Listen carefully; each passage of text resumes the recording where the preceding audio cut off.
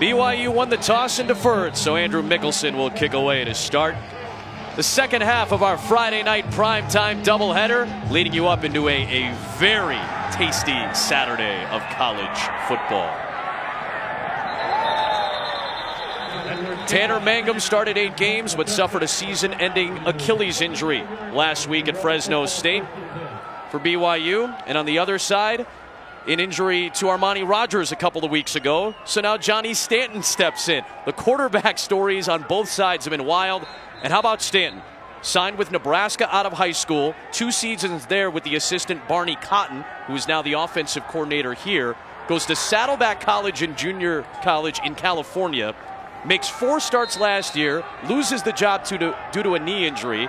Decides to volunteer to play on defense and special teams. And then gets thrust back into the quarterback role 2 weeks ago when Armani Rogers deals with a concussion. An incredible wave of riding these different quarterbacks on both sides. We have a fun story to tell with both of these teams tonight.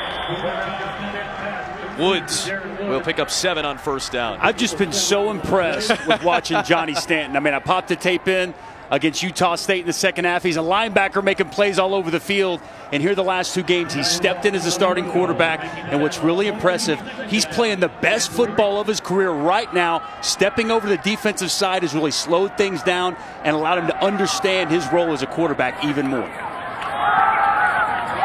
Not much room for Lexington Thomas. Good penetration by Sione Taki. Stanton was playing linebacker, as Molly mentioned. He looks like a linebacker when you stand next to the guy. Big dude, man. He's about 245, 250, big lower body, well put together. And you'll see that utilized as they like to run the quarterback, some heavy quarterback run game. And that big frame makes him tough to bring down. Always falling forward when he runs. See if he runs it here. Sure does. First down. And that's the surge you see, that big body, that big frame. Good push up front. And then Johnny Stanton leans forward. They got a good running back, too. Lex Thomas, in a conference of good running backs, is 3rd in the Mountain West, behind Rashad Penny and Diosemy St. Just. And they've got some good receivers, too. They do. In a passing game with Devontae Bond, Brandon Presley, Kendall Keys will be very important here tonight against this BYU defense. First toss for Stanton, and right on cue, one of those receivers in this core is Darren Woods Jr. down to the BYU 39-yard line. Run pass option. Expect to see a lot of this throughout the course of the game. Excellent vision right here from Johnny Stanton, seeing the linebacker step up and finding his target over the middle of the field. Nice, easy touch pass from the quarterback. Here's Lexington Thomas. Taki chased him down. Sione Taki, one of the best defensive players for this BYU team. Great off the edge, very firm in the run game. He's the chase player. The relentless effort to the football really jumps off the screen when you watch Taki on tape. They missed all of last season due to a suspension. He is very happy to be back, showing off that effort in 2017. Stanton, first down. Down inside the 25-yard line. Micah Hanneman chopped him down after a 17-yard run. Just an amazing story with Johnny Stanton. You know, he comes here to UNLV, coming from the JUCO, and he had such lofty expectations. So much pressure on his shoulders. And since he lost the starting job, played linebacker, now he's back. Now he's just playing. He's just having fun and playing the best football since he's been at UNLV. No room for Thomas. He loses a yard as Diane Kowoliku makes the stop.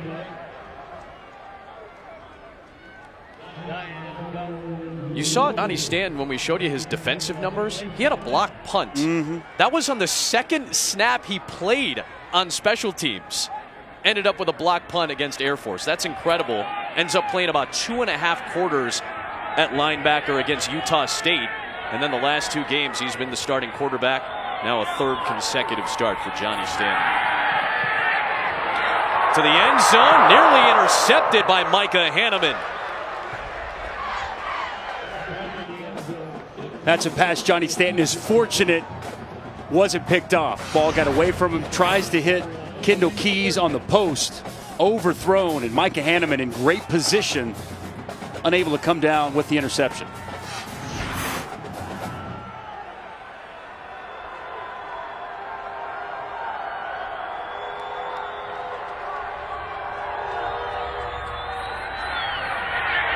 Pressure from Corbin Kaufusi.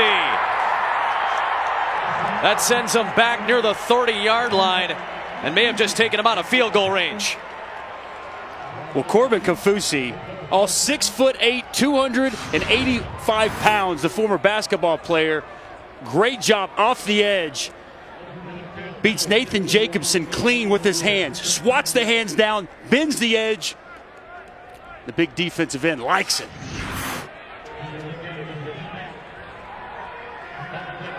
BYU defense, though it's been a rough year at 2-8. The offense has not helped them out. Week in, week out, the defense shows up. Evan Pantel's trying from 47. That is right at the edge of his range, and he cannot connect. BYU bends, but it does not break. The Cougars get the stops they need to keep the Rebels scoreless. Just hanging out on the Las Vegas Strip. Nothing happens here, as far as I know. They tell me nothing happens here.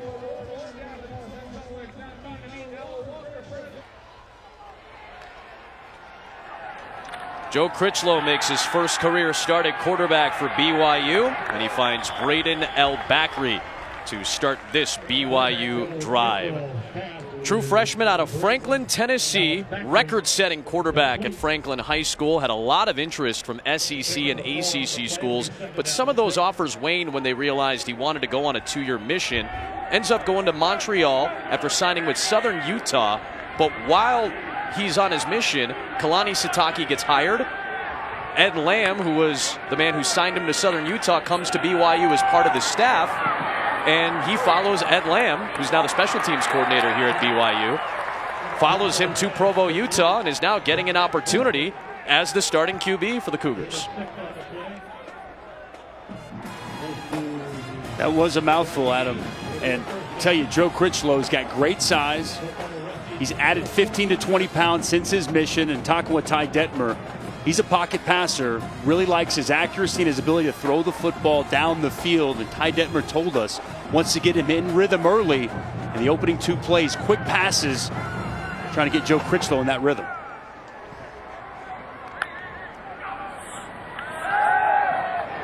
Quick hitch route, incomplete. Looking for Jonah Trineman. Good coverage out there by Robert Jackson.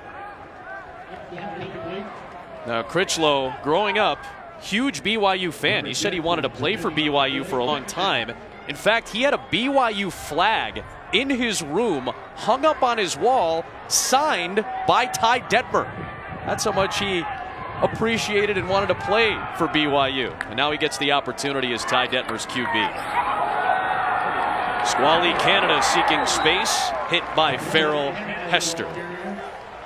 3rd down and 6 coming up for BYU here.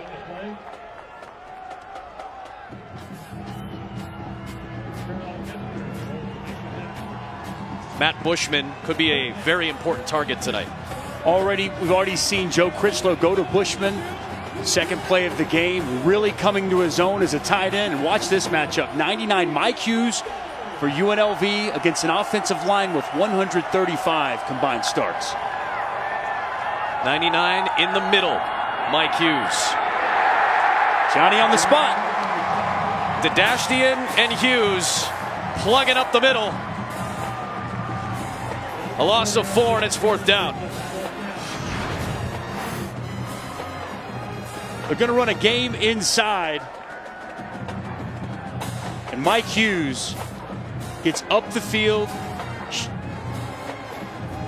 Mike Hughes gets up the field, but it's big 98.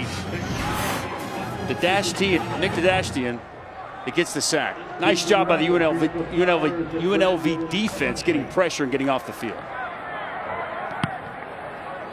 Johnny Linehan punts away. And it's grabbed by Brandon Presley. 47-yard punt. Johnny Stanton goes back to work at quarterback. The former linebacker back at it when you return.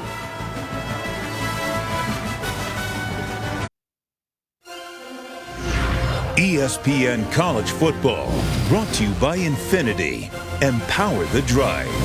And Taco Bell's new crispy chicken quesadilla, a deliciously unexpected pairing.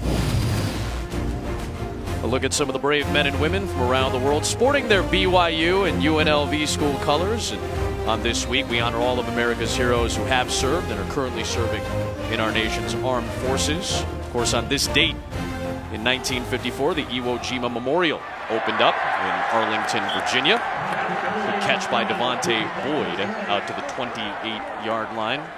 February 19th, 1945. Iwo Jima Island, a small Pacific island under the control of the Japanese Army. The island was a strategic objective due to its airfield, which was used for many kamikaze attacks. And Iwo Jima Memorial opened on this day in 1954. We will celebrate Veterans Day tomorrow. Stanton, another quick throw, and he connects with Darren Woods in front of Micah Hanneman. Gain of 5 on the play. It will be 2nd down and 5. Drive was moving well up until the BYU defense stood up.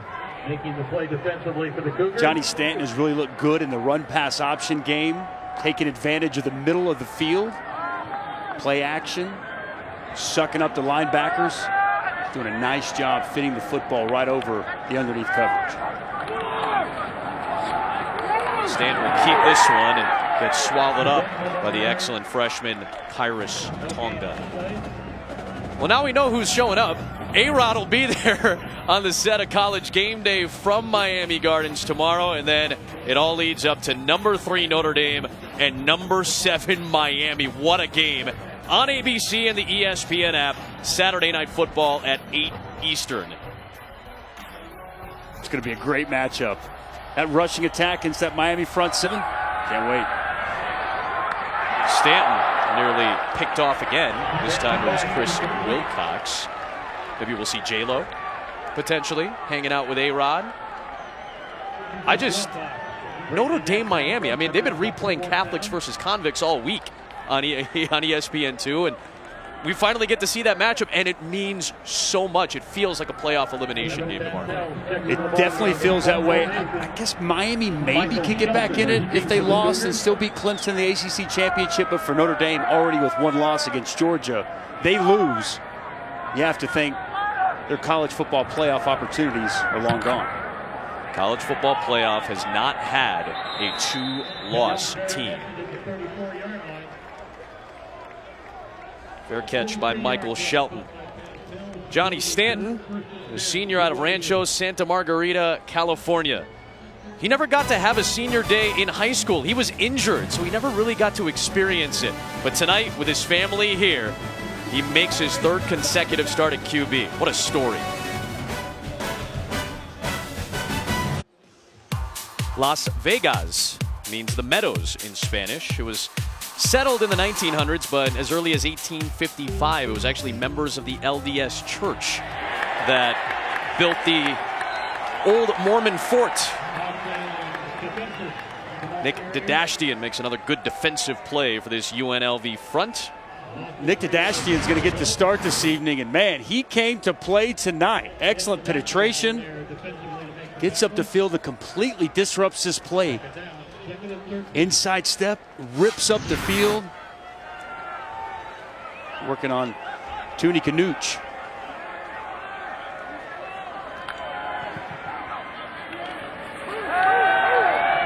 Critchlow got rid of it, and he finds Aleva Hifo.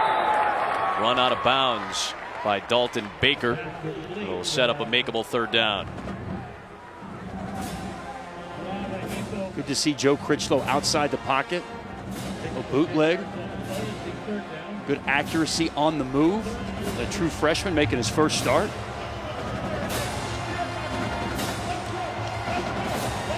Watch for Matt Bushman, the go-to guy in this offense in these situations. Right to the sticks. That's a pass that's got to be more on target. That'll bring up 4th down.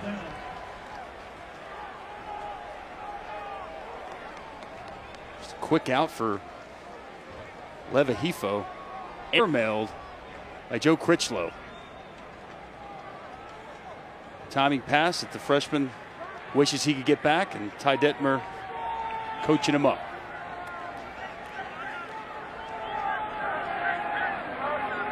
Jericho Flowers back to return.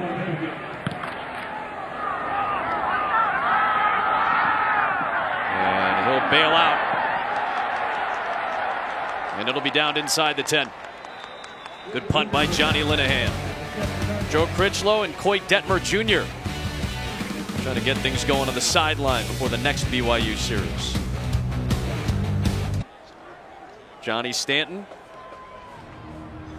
2 years at Nebraska before going to junior college and then rejoining offensive coordinator Barney Cotton here in Las Vegas. Gets ready for the 3rd Rebel series.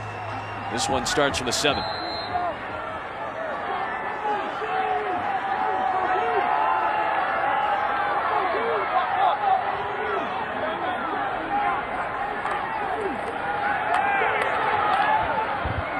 Xavier Campbell with a short run of 3 yards. Big doubleheader, huge playoff implications coming up. Clemson's going to get set to host Florida State. They're still at number 4 in the college football playoff rankings. That's at 3:30 on ESPN. And then the 2nd-ranked Alabama Crimson Tide go on the road to take on Mississippi State, 16th ranked in the country. Both Clemson and Alabama about 2 touchdown favorites going into those games. Stanton just drops it in for Brandon Presley. Over one defender and into Presley's hands for 38 yards. Micah Hanneman, the deep safety, almost makes a great play on the football, but almost doesn't count on the field. Instead, it's a great catch by Brandon Presley and a big gain for the Rebel offense. Not bad for a guy who was playing linebacker a few weeks ago, huh, Adam? Stanton looks sharp. Great accuracy in the middle of the football field so far from Johnny Stanton. Stanton 5 for 7 to start the night.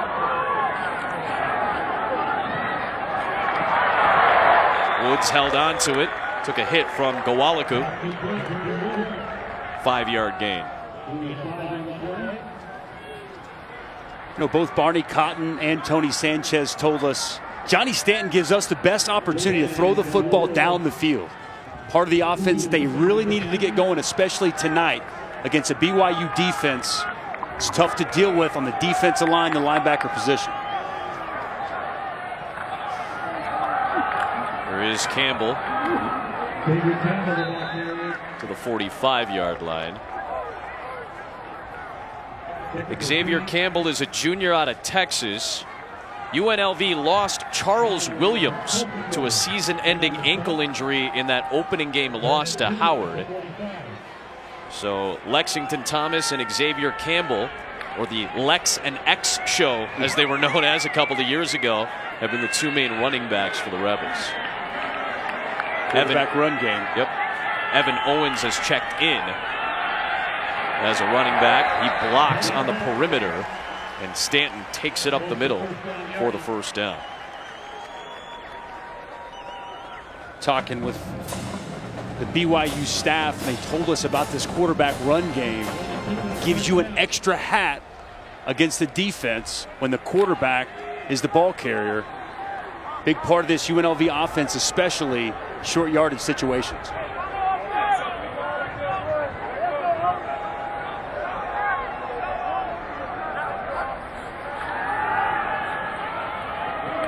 Just a nice, easy pitch to Darren Woods. 5 yards on 1st down.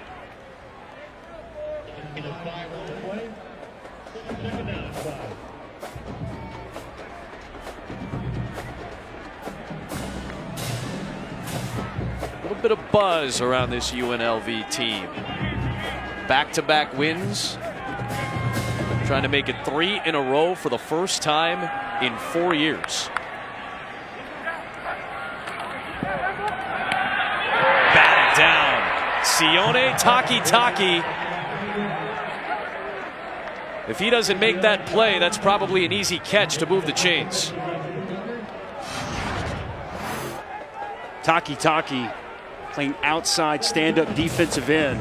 Shuts it down, just reads the quarterback's eyes. Solid job getting in the throwing lane.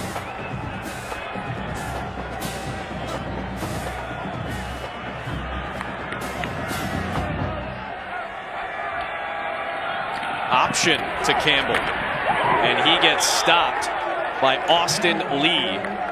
The safety comes up to make it 4th down.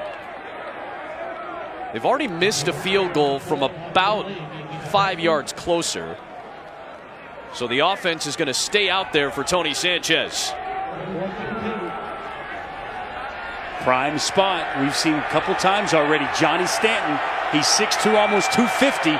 They told us he's bigger than any running back to have on the roster. Good chance they call his number.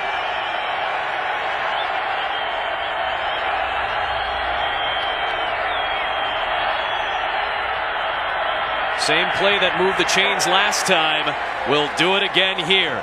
All of the pre-snap eye candy, that last motion man to clear out the middle, and Stanton gets the 1st down again. Shift with the tight end, with the wing. See if the defense is going to adjust. See them flipping defensive ends, changing gaps. It's going to be the quarterback counter. Stanton now 4 rushing 1st downs here in this opening quarter. And that'll take us to the end of the opening quarter. 43-year-old Tony Sanchez, a high school coach through and through, he says, but he's doing a great job taking over at this UNLV program. 126-17 in the yardage category, but no score through 1 in Las Vegas on a Friday night.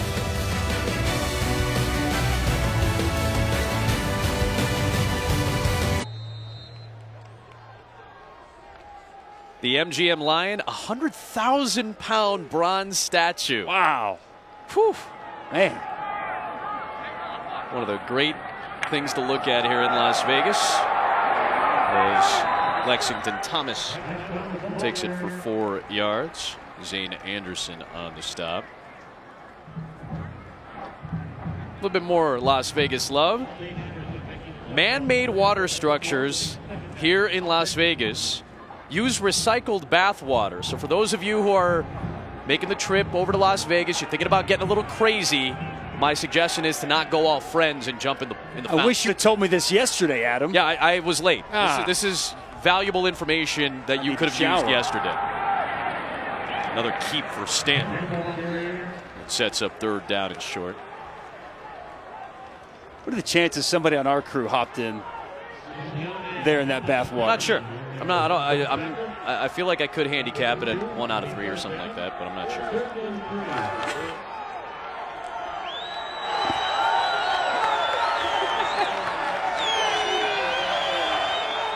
Third down and 3. UNLV living in BYU territory. Can they cash in? Stanton lost the football, and it is caught by a teammate in Cody Sheriff, the walk-on tight end.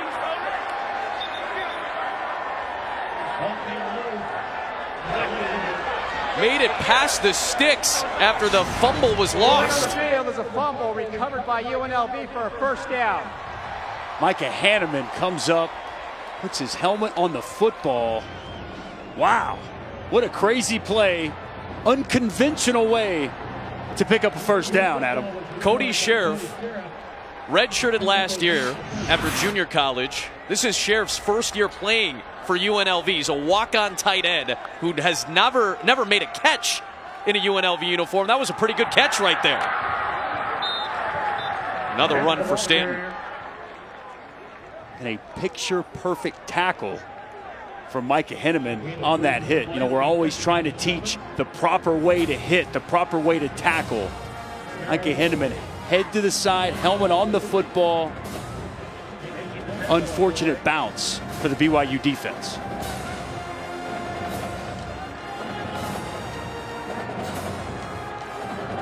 I think Johnny Stanton tells him in film tomorrow that was on purpose.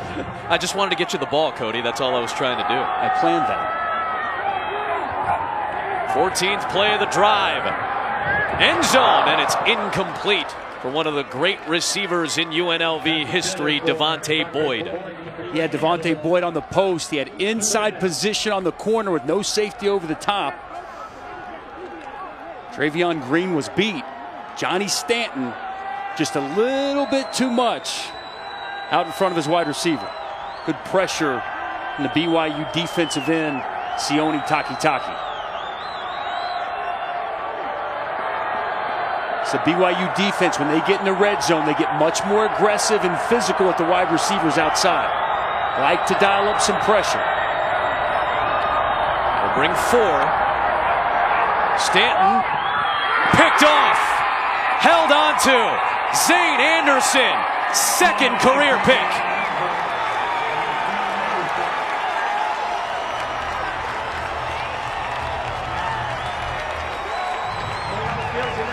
Again, BYU bends, but it does not break. Zane Anderson, great play on the football. Johnny Stanton, I think he held on to this ball a little too long, but Zane Anderson undercuts the route.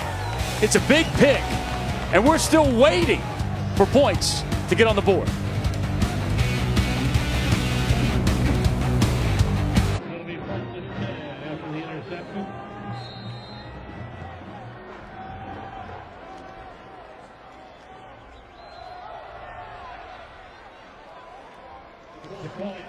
Yeah, Bryce Love's off to a decent start, about 5 yards a pop for the Stanford Cardinal. Washington about a touchdown favorite on the road going in to Palo Alto tonight. Important game for the Huskies. It feels like if the Pac-12 is a shot, Washington, USC might be the only outside shots right now. I don't know if USC's got a shot. That's a 2-loss team. It would take some teams falling ahead of them for them to get back in the college football playoff mix. Wildcat look here for Austin Kofensis. And he has a good run out across the 40-yard line. Yeah, Adam, BYU's sideline was just brought to life. It was very quiet and tight before that interception, but the coaching staff's message to their players was, it's mental, now we're in it, so let's just see how they respond here on this drive. Yeah, red zone takeaway, that's got to give some life to your team.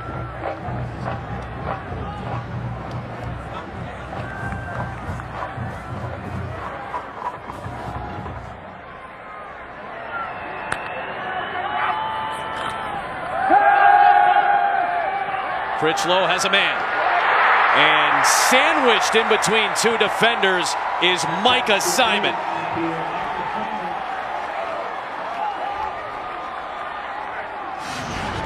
Big time throw from Joe Critchlow. He's given time in the pocket, max protection, and fits that football right in between 2 defenders, Dalton Baker and Chauncey Sism. Big time throw by the true freshman. And now he lines up as a receiver, and they go back to Kofensis in the Wildcat.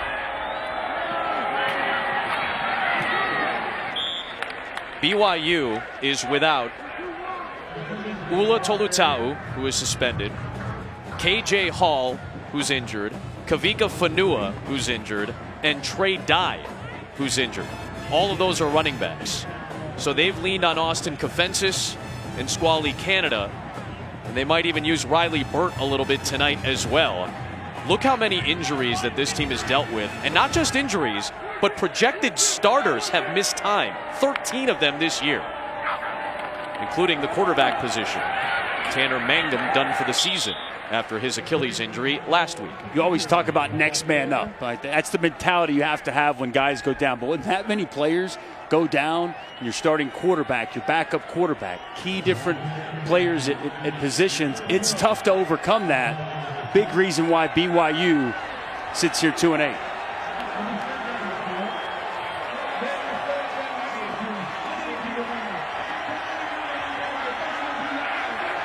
Third down and 4. UNLV doesn't bring a lot of pressure. We'll see if they heat up. The true freshman showing pressure. They're bringing it. Critchlow to Hefo. First down, BYU. And Hefo with a nifty move towards the pylon. Touchdown, Cougars!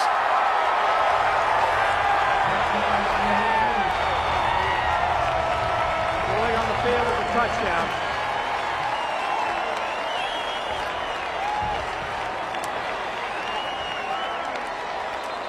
First career touchdown pass for Joe Critchlow. The ruling on the field is a touchdown. The previous play is under further review. Kit Bear told us he doesn't like to expose his defense. He brought an all-out blitz, man-to-man coverage, and Joe Critchlow identifies the blitz, and he finds Aleva Hefo across the middle of the field, outrunning the coverage. Let's take a look and see if Hefo stayed in bounds. Nope. He was out of bounds at the 2. Yeah, he's out. So take the Now, where's the touchdown ball? off the board. Where's the ball, though, when his foot's out? That's a good point. That's where the spot's going to be, probably at the 1 yard line. Yep, it depends where the ball is. So probably 1.5, 1 yard line. I think you're right on that.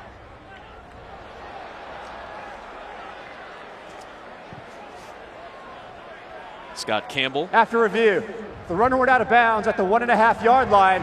First down and goal, BYU. So Joe Critchlow has to wait for his first career touchdown pass. But nice job by Hefo to set up first down and goal. Like the poise from the true freshman. Knows pressure's coming. Also understands he's got Hefo working across the middle of the field. He outruns the coverage. And a quality touch pass, putting it out in front of his receiver, allowing him to pick up nice yardage after the catch.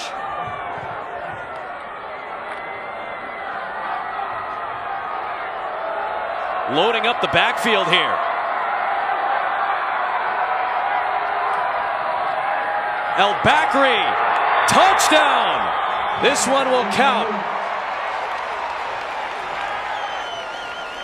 I can guarantee you, the head coach, Kalani Sitake, smiling ear to ear.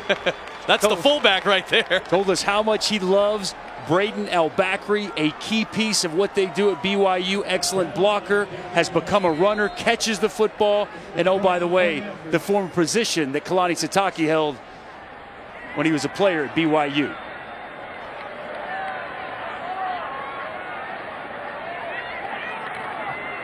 Rhett Ullman gives BYU a lead on the road. Kalani Sitake was a fullback for Lavelle Edwards from 1994 all the way to 2000 with a 2-year mission in between. He said, if I need a yard, I'm going to this guy, Braden El Bakri, his second career touchdown. Both of them have come from a yard out in his career.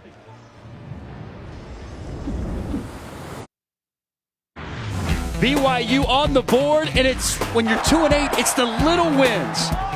A big interception in the end zone by the safety.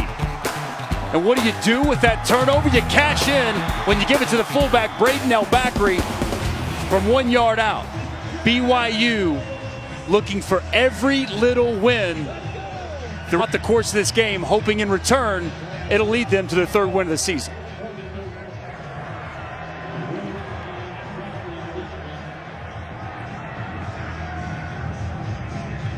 Grandnephew of Lavelle Edwards, Corey, left footer, will kick away. Short kick grabbed by Darren Woods. And a couple of flags come flying in.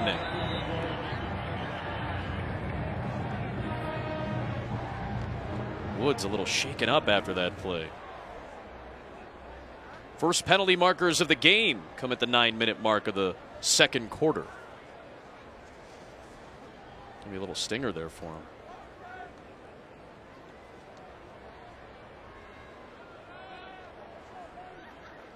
During the return, holding number 23, return team. 10-yard penalty from the spot, from the end of the run. First down, UNLV. Let's check in with Adnan Virk in the studio.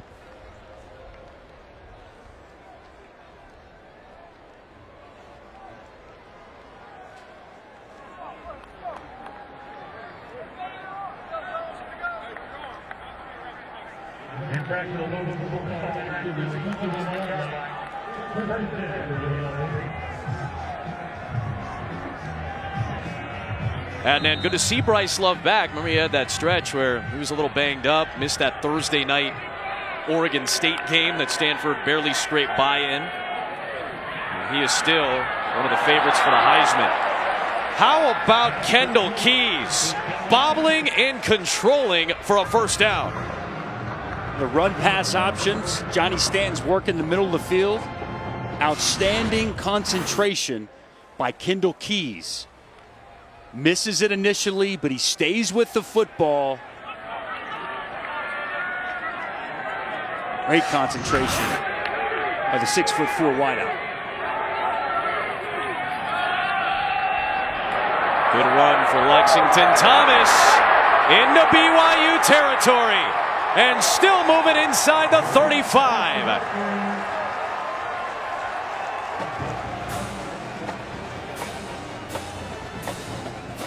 35-yard run. Good blocking off the right side. Full zone to the right. Lexington Thomas, patience, and then just a huge, huge hole opens up.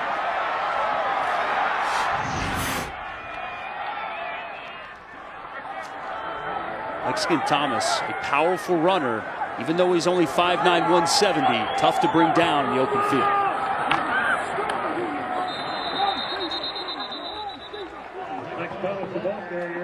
This is an offensive line that has lost 2 centers. Zach Singer had a season-ending injury. Sid Acosta is injured. And then Jaron Caldwell, 2 weeks ago, had his season come to an end due to toe surgery. So on the inside, they've gotten a little bit less experienced, but this is a very strong and experienced offensive line overall for UNLV. Setting up good blocks for Thomas again. Into the red zone for UNLV. First down. A lot of that's Lexington Thomas. It's good penetration off the right side. Tausinga. Lexington Thomas again with the patience. Hurdles over an arm tackle. Good speed to the perimeter. His acceleration, Adam. I don't know if he's got the best top-end speed, but he gets to his full speed very quickly. Explosive through the hole.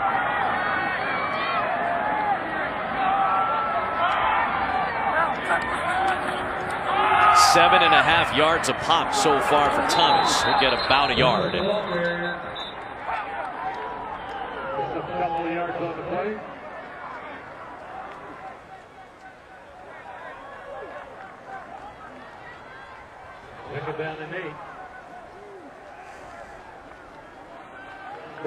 Second trip now for UNLV in the red zone.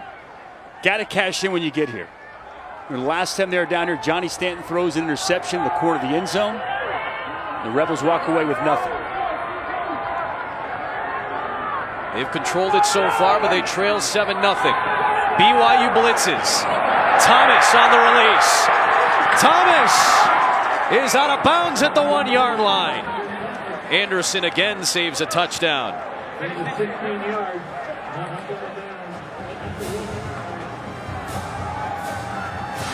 Johnny Stanton's under pressure, and he's poised and he's calm and he hits his check down.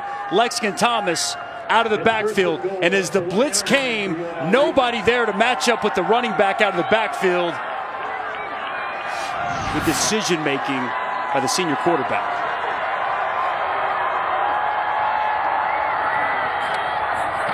Thomas trying to go over the top, and I do not believe he broke the plane. He will be ruled short.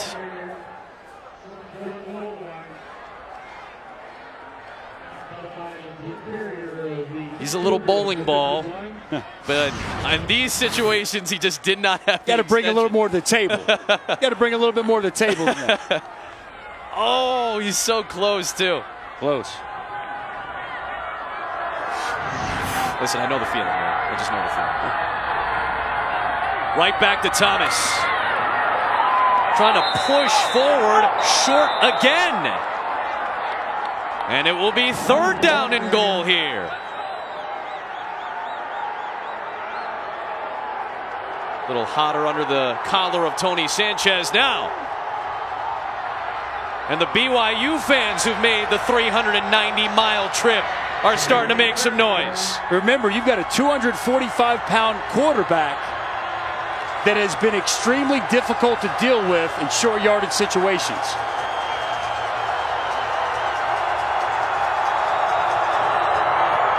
This time Thomas trying to stretch. And he's ruled short again. Micah Hanneman with the touchdown saving tackle. I will not be surprised if they review this. The ruling on the field was the runner was short of the goal line. The previous play is under further review.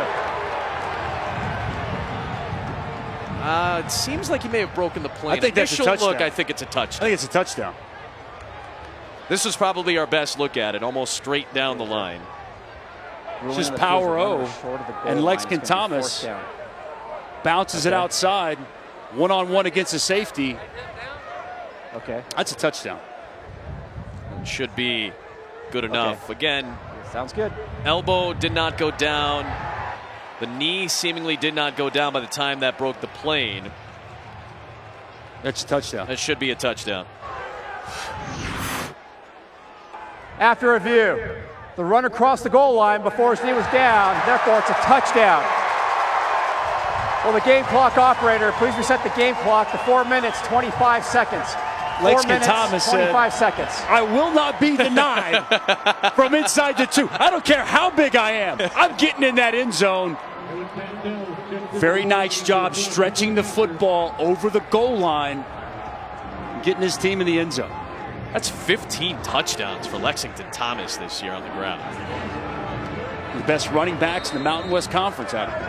You know, this has been consistently one of the best leagues in college football in terms of producing really good running backs. San Diego State and Boise State certainly come to mind initially, thinking about the line at Boise State. Donnell Pumphrey at San Diego State. Rashad Penny this year for the Aztecs. Diosami St. Just at Hawaii. And Lexington Thomas getting it done here for Tony Sanchez.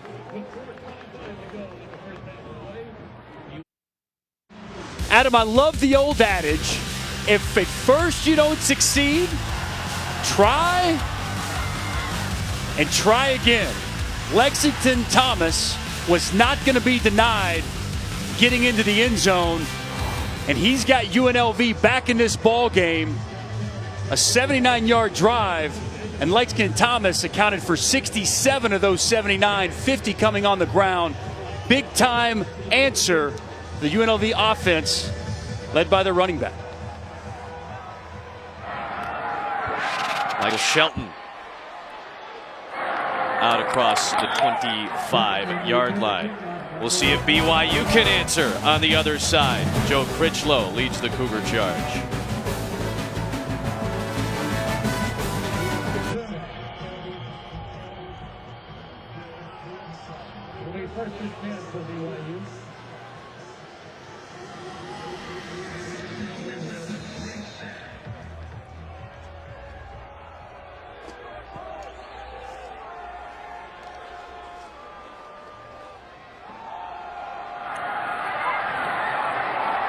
Adnan, thanks very much. We'll talk to you three in moments. Glad to see Joey Galloway made his way back to Bristol after that tight one last night with Carolina and Pitt. Those three do such a fabulous job in the studio. We'll talk to them in about 4 minutes of game time. A good run by Squally Canada to start this series. He looks as healthy and as spry as I've seen him all season, Squally Canada. Hifo out across the 40. You heard Adnan talk about it. They'll preview it. Josh Adams, Heisman candidate against Malik Rozier. Notre Dame, Miami. what I really do feel like could be a playoff elimination game. Certainly for Notre Dame, it feels that way. Already one loss on their resume. That's at 8 Eastern on ABC tomorrow night.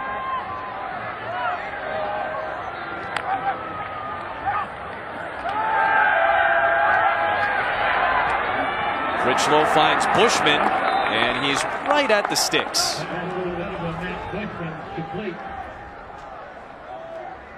This offensive line has done such a nice job throughout the course of the season protecting the quarterback. No different here.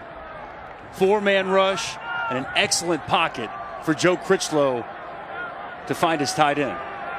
Matt Bushman, talk about being able to sit down in the soft spots of zones, just understanding coverage, really becoming a master in that.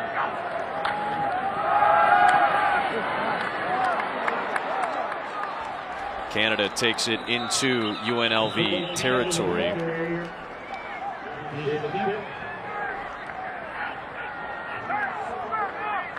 You were talking about Matt Bushman, how important he is to this offense. True freshman, but remember, he's coming off of a 2-year mission in Chile. Guy played on the baseball team at one point for BYU, but from Tucson. Only 2 tight ends have more catches in college football than he does entering this weekend. And he's a mismatch. 6'5", 230, soft hands, and a good route runner. One-on-one. Shumway. Was he out of bounds, though? He was. He started to trail out of bounds. You could just kind of tell that he lost where he was momentarily. When they go down the field, they'll go down the field to Taylor Shumway. He's 6'3", he's got a 38-inch vertical. He beats the coverage bad from Jericho Flowers. He's got to keep his foot in bounds. That's a good thrown football, perfectly placed. And he just lost track of where he was. He has to understand where the sidelines are and keep his foot in bounds. They're going to review this play. This will be a very short review. He was clearly out of bounds. Yeah, he's out of bounds. That's a ball he should catch, though. He's got to help out his true freshman quarterback, Adam. Look at that pass. He has to understand where that sideline is, and he's got to get that foot in bounds. A little toe tap. I mean, he almost, I guess he could have put his right foot down. He didn't. Absolutely. But he had a shot to at least get the right foot down, establish some position in bounds, and that would have been a big play for Talon Shumway. It's a nice thrown ball. Yep. Joe Critchlow. After review, the ruling on the field is confirmed. Incomplete pass, 3rd down. It's almost like he lost track of where he was on the field.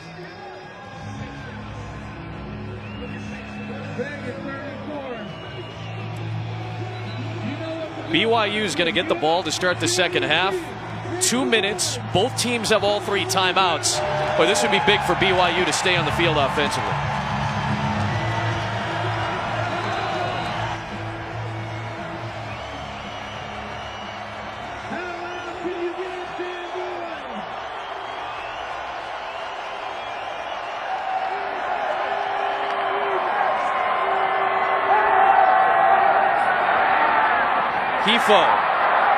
He spun behind the sticks and then seemingly lost his footing short of the line to gain. Very interesting decision for Kalani Sitake. He told us yesterday, we want to be aggressive. We're going to go for it on 4th and shorts. But if you don't get it here right before the half, you're going to give UNLV the football in prime time position. Interesting call coming up for the BYU head coach. And Kalani Sitake's offense has been awful on 4th down this year. It's been a point of contention amongst BYU fans, unable to convert 4th and 2, 4th and 1. They're 4 of 18 this year on 4th down. Timeout. BYU, first of the half, 30 seconds in length.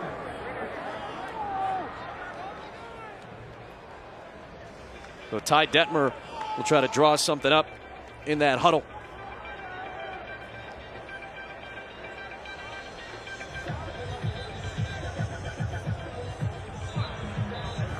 Adam Amin, Dusty Dvorak, Molly McGrath, our fantastic crew here in Las Vegas. And We have a big weekend coming up. This is the time of year that we really love when we get into November.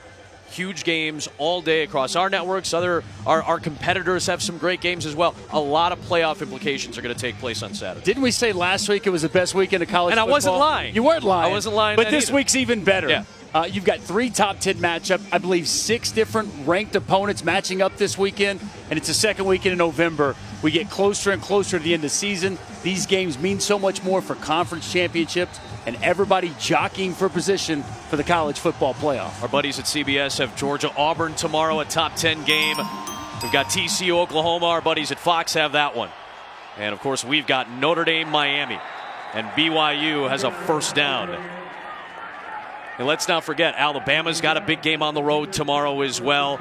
Iowa-Wisconsin on ABC. That's an important game for the Badgers, who are unbeaten, sitting in the top 10. Oklahoma, TCU, and Norman. 5-6 matchup. Some great college football on the slate tomorrow.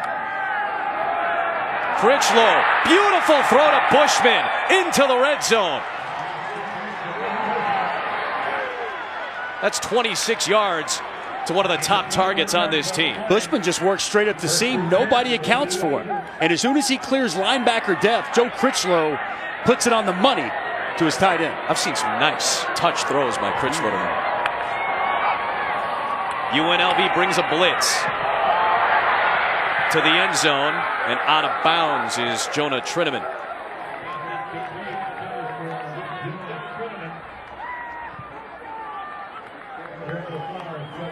BYU in a very good position here. 2 timeouts. They're in the red zone. They should get points at the end of the half, and they'll get the ball to start the second half.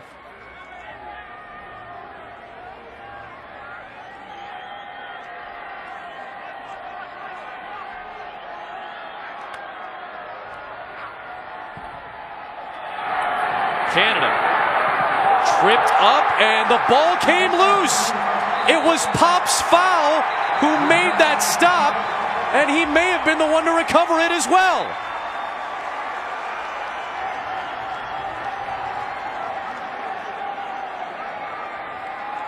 Just when things look to be going good for BYU, a potential disaster. I think this is going to get reviewed. Fumble recovered by UNLV. The previous play is under further review. Yeah, and I think when they take a look at it, when Squally Canada, he goes down, that right elbow hits the ground, the ball comes out.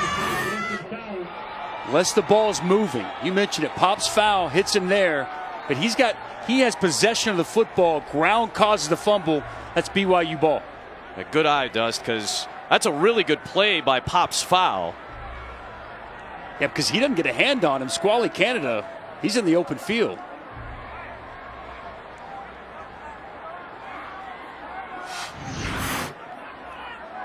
Squally Canada, who fumbled on his first career carry in the Las Vegas Bowl a couple of years ago, and then was about as clean as a whistle in terms of holding on to that football. That's something that Kalani Sitake preaches to his running backs, holding on to the ball.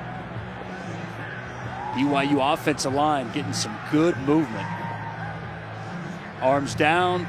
He had possession of the football when he made contact.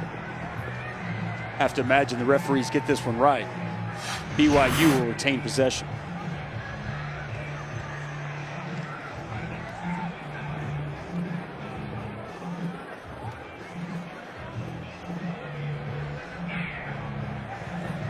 It's taken a little while, but they also need to make sure they have the clock correct here, because the clock would move on the referee's signal as well, because it's like a regular running play. And exactly where they're going to spot the ball. Exactly. That's right. After review, the runner was down at the 11-yard line. It's going to be 3rd down and 4 for BYU. Thing to remember, once they get it set, clock will run. It's going to move on the referee signal. Unless BYU decides to use one of their 2 remaining timeouts. I don't think it's a bad idea to take a timeout here. It's going to be 3rd down and 4. Squatley's trying to plead his case over on the sidelines. Put me back in, Coach. Timeout. Wasn't me. It was the turf. We got you, Squally. Don't worry. No, this is a smart timeout here, too. I just feel like it's too important of a 3rd down and 4 if you're BYU. You want to make sure you have the right play call here. I'm looking. I'm looking for 89 Matt Bushman. By the way, he's still pleading his case. No, it was the ground. It was the ground. He wants in the game. He wants to play. He said it. You drop the ball, you're going to get taken out, and he's trying to plead his case. Anyone who will listen. Absolutely. Well, like you were saying, though, Dust, crucial play coming up here for BYU in a season where it's been so rocky. You've seen so many valleys and not enough peaks if you're Kalani Sitake and the Cougars. Even something going into halftime, points, is going to give you a good feeling, plus getting the ball to start the second half. Man, touchdowns feel so much better than field goals. Where are you looking, Dust? I got to look right here. Matt Bushman. Up top of your screen. Critchlow under pressure. And now a whistle blows. What are they going to rule here? This UNLV called a timeout prior to the snap.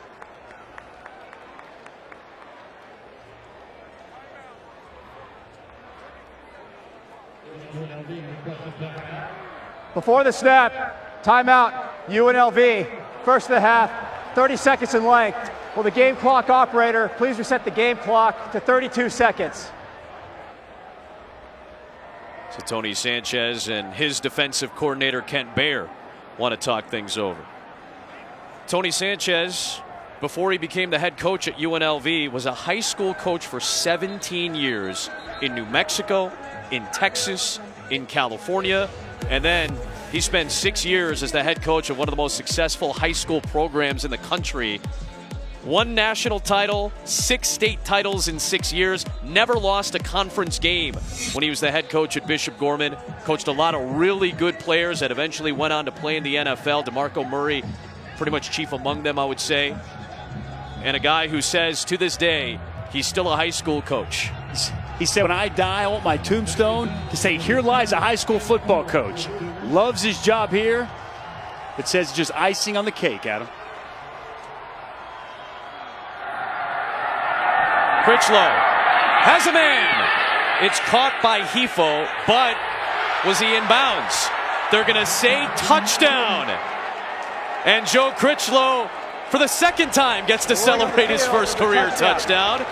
But will it stand? This is going to be close. Corner route. It's a well-thrown ball by Critchlow. Just throw it to the pylon. Does he sneak the foot in? No possession. Now he's got the ball. It's a good call by the official. Wow. What a job by Aleva Hefo. Keeping that foot on the ground long enough just as he catches the football. It's a great call by the official and a better catch.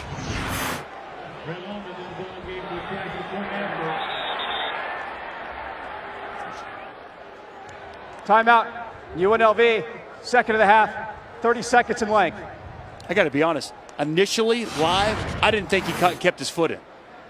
I thought that he caught the ball after exiting the end zone. But that's not the case. Hefo, that's understanding exactly where you're at on the football field. Knowing I have to drag that foot, leave it there just long enough till I've caught the football and completed the catch. Big time play. All the elements are there. Possession, the foot is down, completes the process through. That's a great catch and a great call by the officials.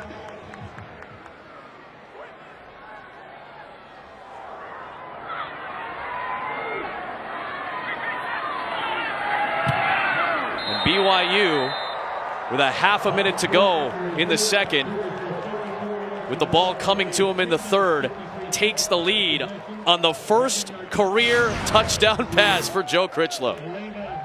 It's a great throw by Joe Critchlow.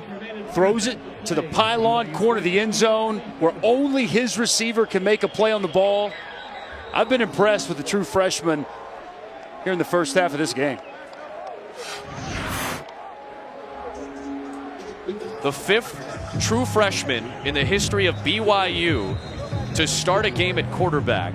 The other four are Drew Miller, Jake Heaps, Taysom Hill and Tanner Mangum.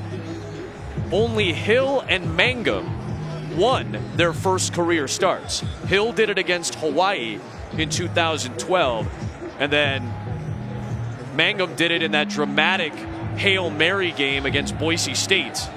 Remember, he had beaten Nebraska after he came in for an injured Hill and beat him with a Hail Mary. His first start was against Boise State, and he beat him with that Hail Mary as well.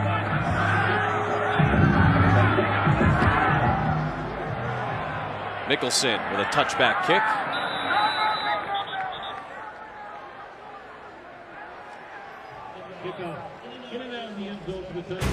So I was talking to my man Joe Tessitore earlier tonight, getting a little bit of intel. Artur Beterbiev, 11-0 with 11 knockouts. This could be the next great light heavyweight we see in boxing.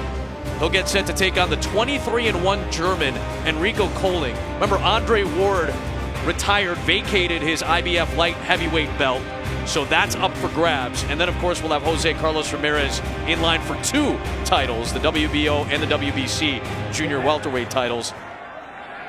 He's got to beat Mike Reed first to get through. Good boxing matchups.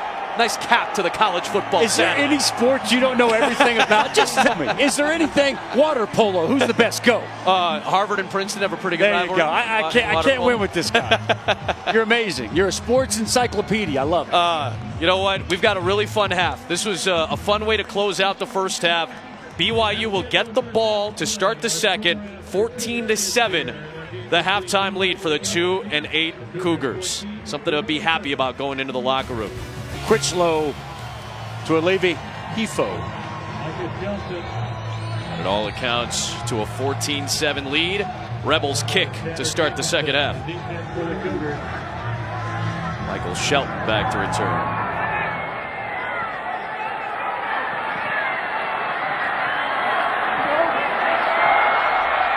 And Shelton is down across the 30-yard line as we go down to Molly McGrath.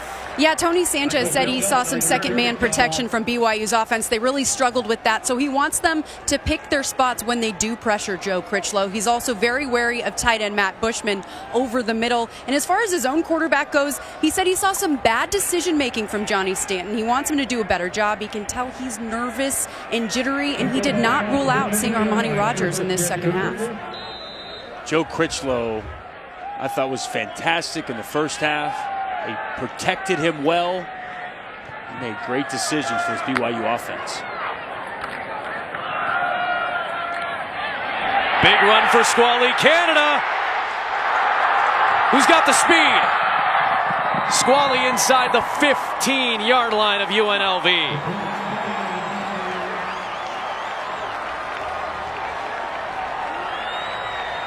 .54 on the run, longest run of his career. Well, it's the fullback, Braden El-Bakri. We talked about him earlier.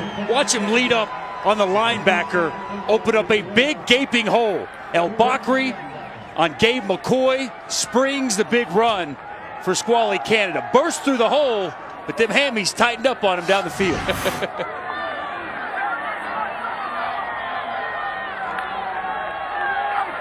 Austin Kofensis, a Wildcat,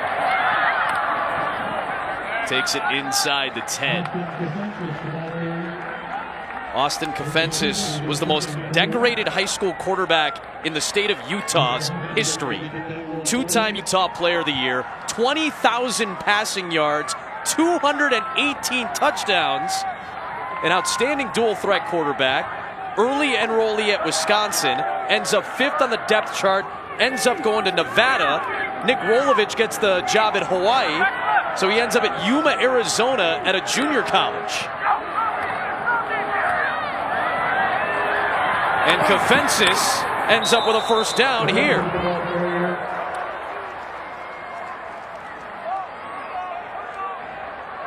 First half, Joe Critchlow was excellent for this offense. His first career passing touchdown. Johnny Stanton, I know we heard Molly say that Coach Sanchez wasn't happy with all of his decision-making. My guess is he's talking about the one interception he threw in the corner of the end zone. Aside from that, Johnny Stanton's done a nice job.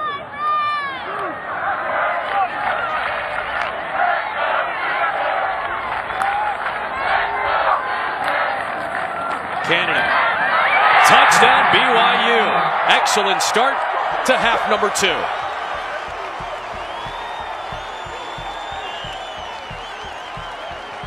It's a statement to start the second half for this BYU offense. And Squally Canada would not be denied at the goal line. Quality physical run by the junior running back getting into the end zone. That's a touchdown in 3 straight games for Squally Canada now. Told you earlier, last week I thought he looked as good as I've seen him all on tape all season long. And that's really showing itself here this evening.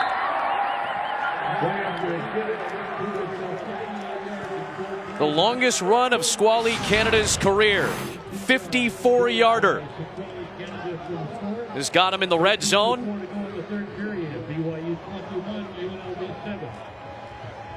And it leads to his 6th career touchdown. BYU's got the 2-touchdown advantage on the road here in Las Vegas.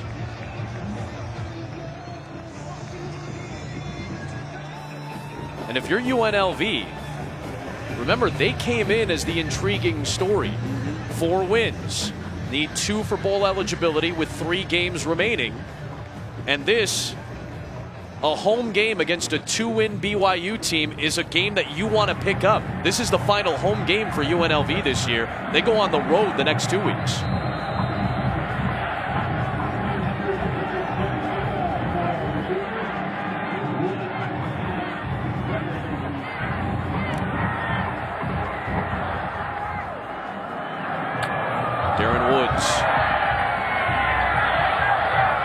Pep in the step of BYU's special teams unit.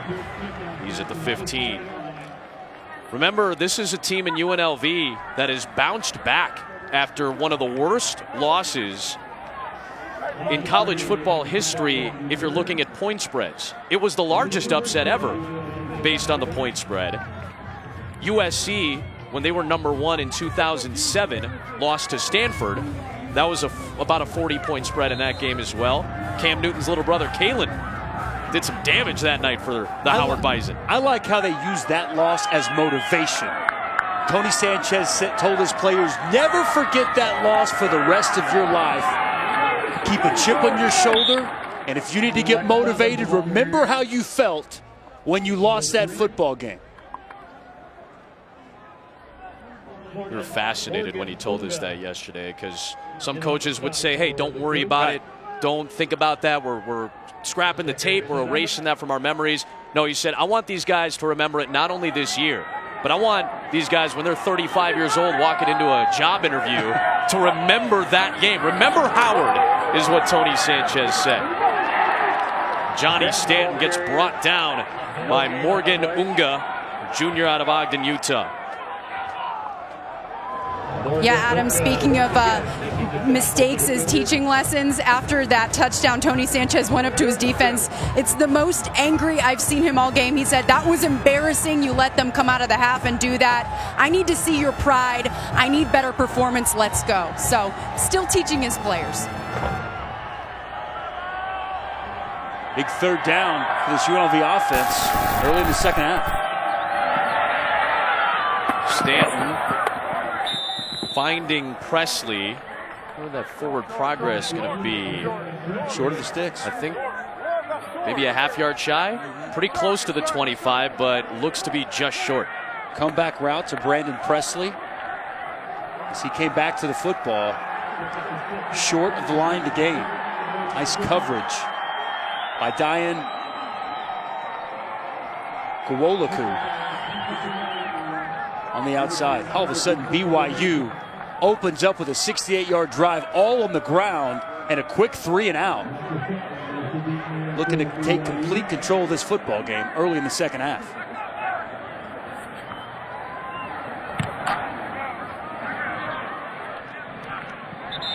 Fair catch for Shelton. Good field position for the Cougars. The yards in this game almost identical, but it's been BYU that has looked like the fresher team. They don't look like a two.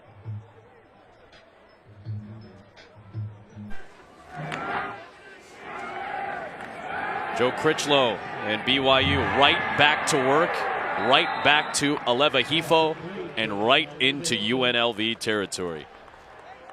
It's a critical drive for the UNLV defense. Got to find a way to come up with a stop. BYU now on back-to-back drives have found the end zone. That opening pass. Already Joe Critchlow off to a good rhythm to start this drive.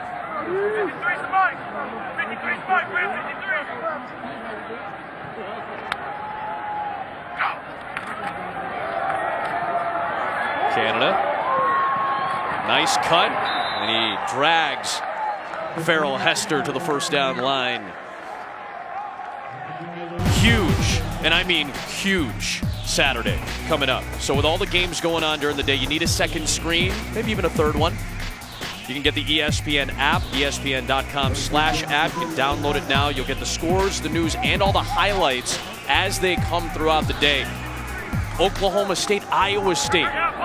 A game that maybe you weren't really thinking about with all the other big games going on. That's two ranked teams battling in Ames, Iowa. Oklahoma State's about a touchdown favorite on the road. North Carolina State, BC. BC's got a chance to go to a bowl game if they upset NC State at home tomorrow. BC grad Bob Wischusen on the call for that one with Brock Heward and Allison Williams. About a field goal favorite, NC State on the road tomorrow. Iowa State, Oklahoma State game. Very interesting in Ames, Iowa. Cyclones have played great defense all year, but facing a highly potent offense from the Cowboys. Critchlow throwing deep for Bo Tanner, and the flag is thrown. Jericho Flowers had the coverage on Tanner. And it's a good call by the official.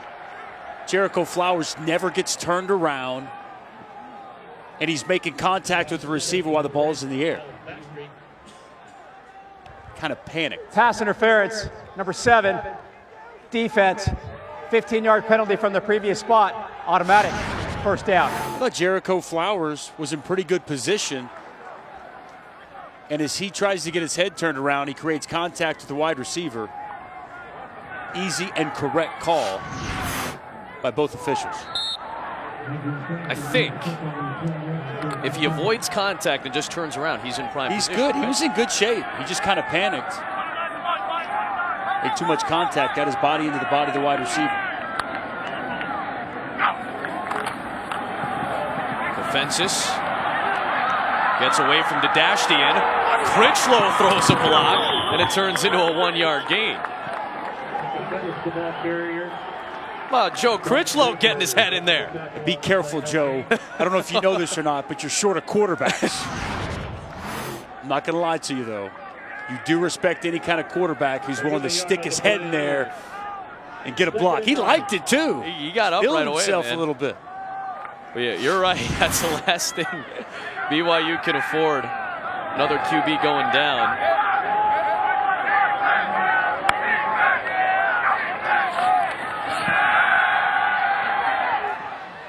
Underneath for Bushman. We've got a few yards to set up third down and medium. If you're just joining us, Tanner Mangum, season-ending Achilles injury last week. He had started 8 games. 2 starts for Bo Hodge. He did not dress for this game. Behind Critchlow is a true freshman, Cody Wilstead, who has not seen a snap this year. They've had Coy Detmer Jr., who's in the mix there, talking to Critchlow. He's had some inauspicious snaps this year at quarterback for BYU as well, the nephew of Ty Detmer. Nick Dadashtian is on the ground for UNLV, being tended to.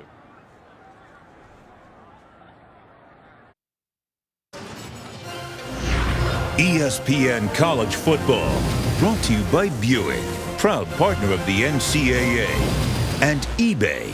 Fill your cart with color. Wouldn't be a Friday night if we didn't discuss a little bit of food. 60,000 pounds of shrimp are consumed daily in Las Vegas. More than 22 million pounds consumed annually. A perfect Friday night fact. Some contact incidental between Dalton Baker and Aleva Hifo in the end zone. Throw was a little tall from Critchlow as well. BYU in field goal range will bring the unit out. By the way, if you would like to bring some shrimp up to the booth, I can assure you I'll eat it. Mike Hughes with a power rush inside. Big hit on the quarterback, Joe Critchlow.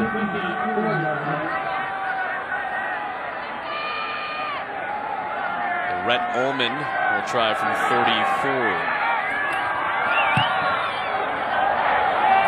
BYU has a 3-score lead, but there is a penalty marker thrown. Penalty flag down to the line of scrimmage. Holding, number 90, kicking team. 10-yard penalty from the previous spot. Still 4th down. So that would push it back to about a 44-yarder here. Now, after that Kafusi holding penalty, Ullman has to reset himself. He made a career-long last week at Fresno State. Made a 46-yarder last week.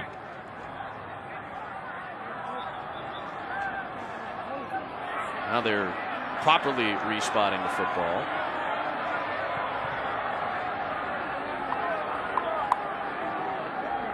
Could be a costly penalty by Kafusi. As we said, a field goal makes it a 3-score lead.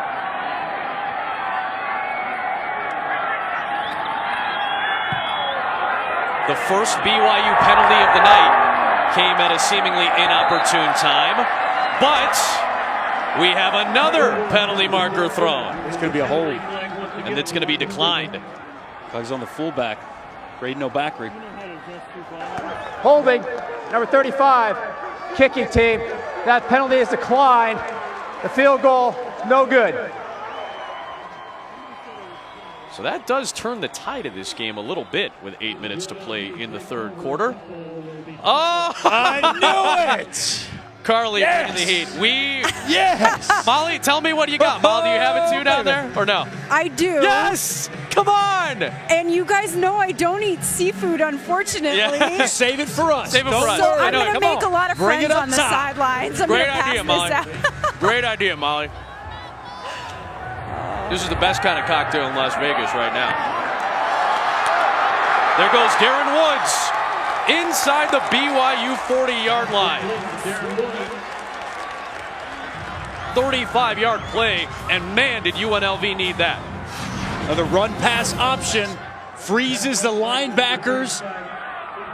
And he finds his target, Darren Woods, just over the underneath coverage. Slant route. Good running after the catch by Darren Woods. Stanton dumps it off for Tim Holt. And Holt muscles his way to a first down, perhaps. Very close to the sticks. By the way, you might want to kick that number up tonight to 61,000 pounds consumed today. It's going down. I'm not lying to you. I am trying to eat as much of this shrimp as possible.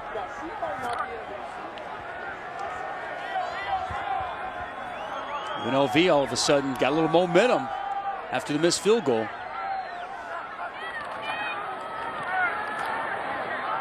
As Stanton ends up keeping it.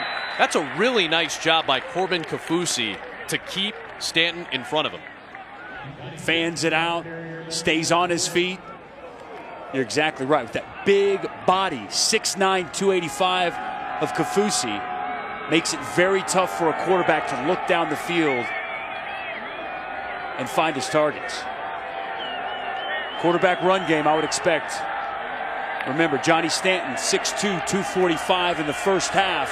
Quarterback counter was a play they went to time and time again on short yardage. Did he get stopped or no? Merrill Taliauli making the stop, and we'll see where the spot ends up being. Adam, before this drive, Tony Sanchez telling his receivers, this is on you. I need more energy. You need to get back in this game mentally. He said, we need to answer now if you want to compete in this game. You know, that missed field goal completely changes the complexion of this game. I think he got it, Adam. It's going to be close. Yeah, it was a very close spot to the sticks.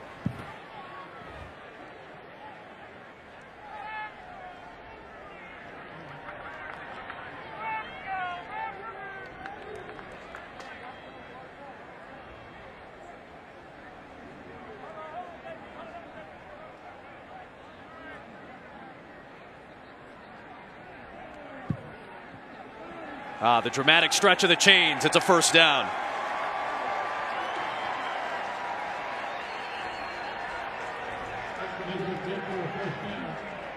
One of the perks of having a quarterback built like a linebacker, short yardage situations, he can lower his shoulder and pick up the tough yards.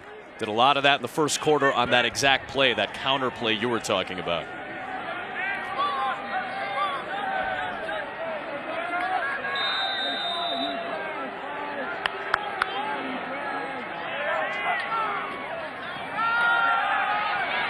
Thomas rumbling towards the sticks again, dragging Adam Pulsiver with him. He's a surprisingly powerful runner, Lexington Thomas. Not big in stature. He's 5'9", 170. He's got good vision, the ability to cut and make you miss, but also he'll drag defenders with his relentless effort to pick up the extra yards.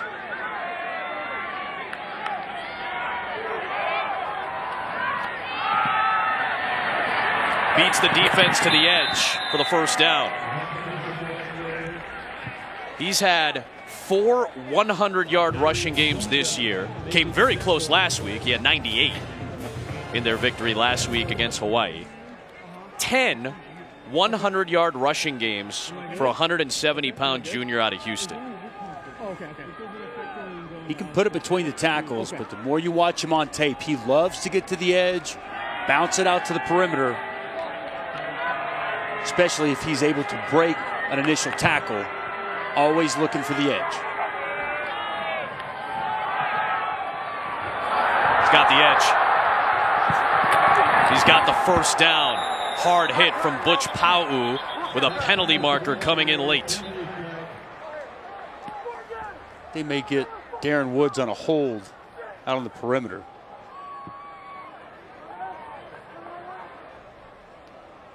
He's blocking Hanneman, the safety. Hanneman tried to separate from the wide receiver. You could see a little jersey pull. And that's when the yellow laundry hit the ground.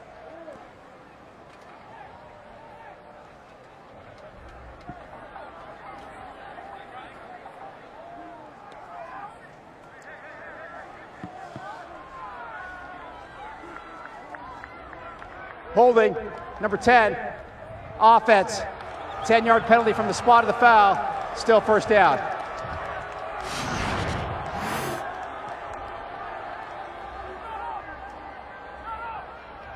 Yeah, pretty easy to see, Dust. You pointed it out right away. See how he separates? Yep. When the defender separates from the offensive guy and there's that pull of the jersey, it's going to draw the flag. That was pretty clear cut from Woods there. I thought initially it was good stock blocking by the receiver. Thought he had him in good position, but as that defender pulls away, you got to let go.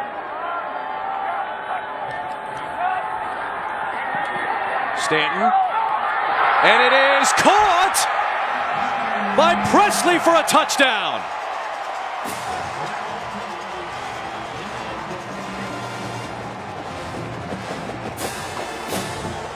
How about that for a UNLV answer? That was the exact answer UNLV needed and was looking for. Johnny Stanton trusting Brandon Presley in the back of the end zone, allows his wide receiver to go up and make a play, and UNLV has it back to a one-score game.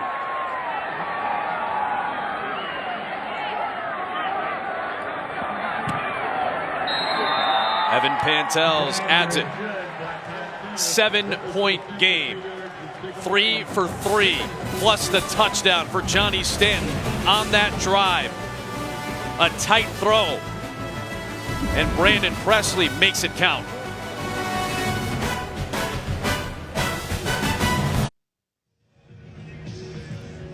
What time is it? Ask Flavor Flav. Flavor Of course he Flav. knows. He's here to watch his godson, by the way. Rashad Walker is his godson on the UNLV team. He frequents UNLV football games.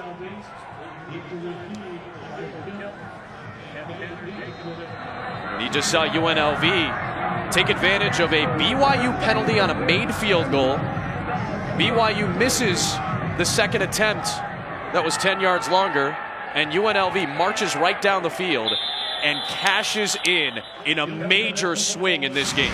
Great route combination called on the previous series. The inside receiver, Kendall Keys, watch the safety, Zane Anderson.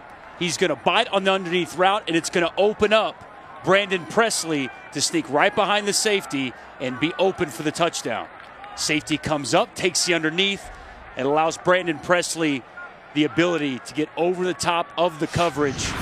And a nice pass by Johnny Stanton, keeping UNLV in this game. Anderson, who had the pick earlier in the game, that time bid on the route that Dusty just showed you. And now can the UNLV defense step up? Late flags thrown.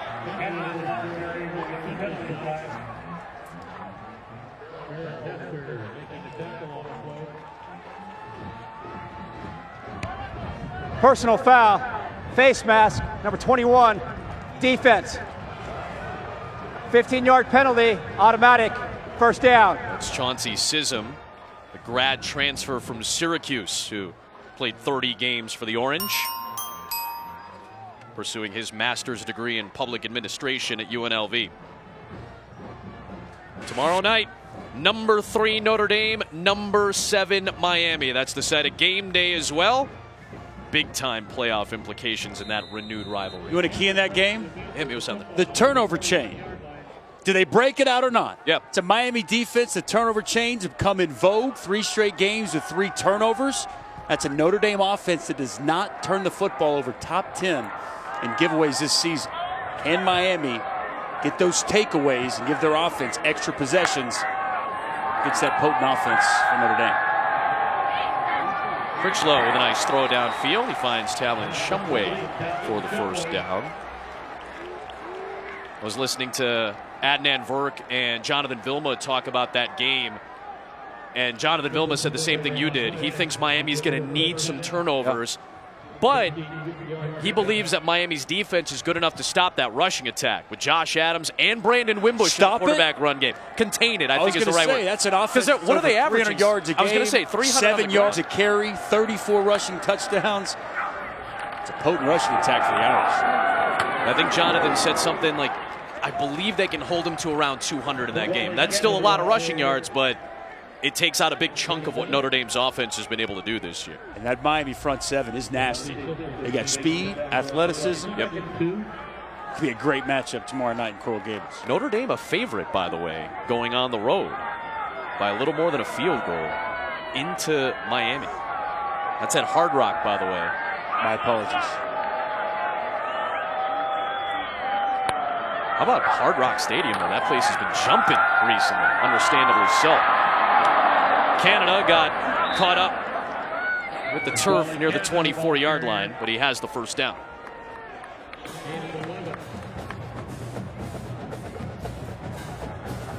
Turf monster might have got squally Canada. Nice block by Tuni Canuch, pulling around, allowing squally Canada to get to the edge. Solid yardage.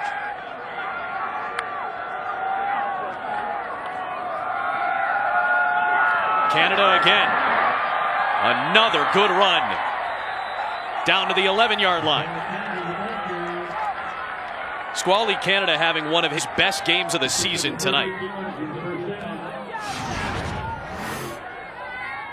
Going to pull around, and they're also going to get Obakri around the edge. 2 really solid blocks. Squally Canada with the patience. Once it opens up, hits it full speed downhill. Canada's got 133 tonight. He had 333 all year coming into tonight. They go back to the Wildcat. Austin Kofensis, open lane touchdown. First career score for the redshirt sophomore.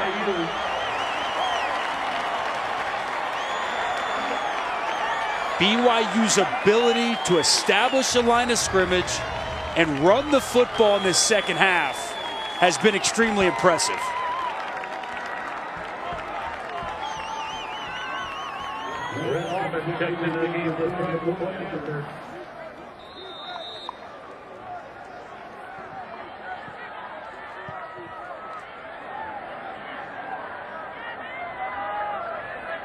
Another strong offensive series for BYU.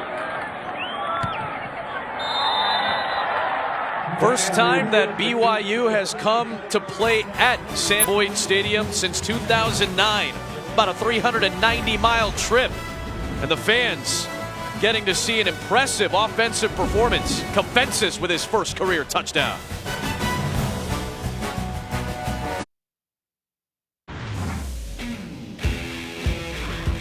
Well, UNLV needed an answer last drive. Johnny Stanton played some of his best football we've seen of the night, completing passes, short yardage, gets his team into the end zone. They need a similar answer here as BYU just regained a 2-score lead. Continuing that drive, Stanton got it going. Lex Thomas had a very good run to set him up. And that excellent pass to Presley. One of UNLV's sharpest offensive series of the night.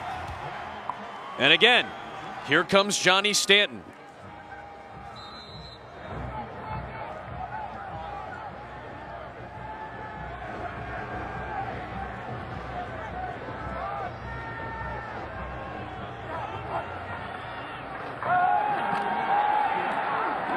First down to Devontae Boyd.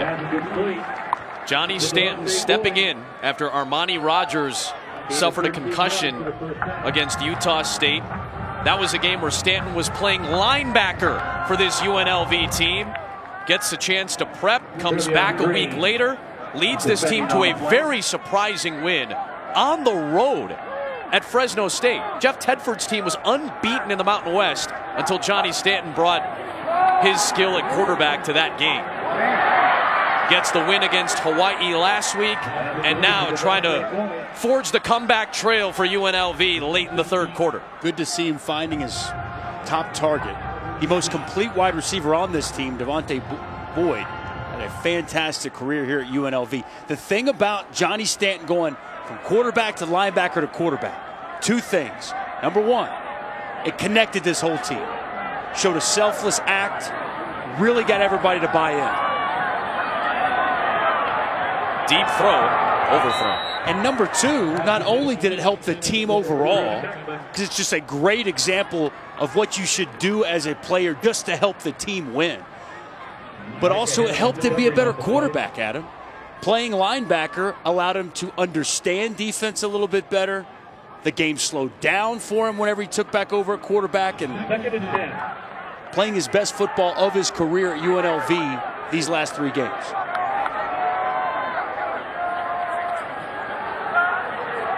Underneath, Giovanni Faolo with his 4th career reception.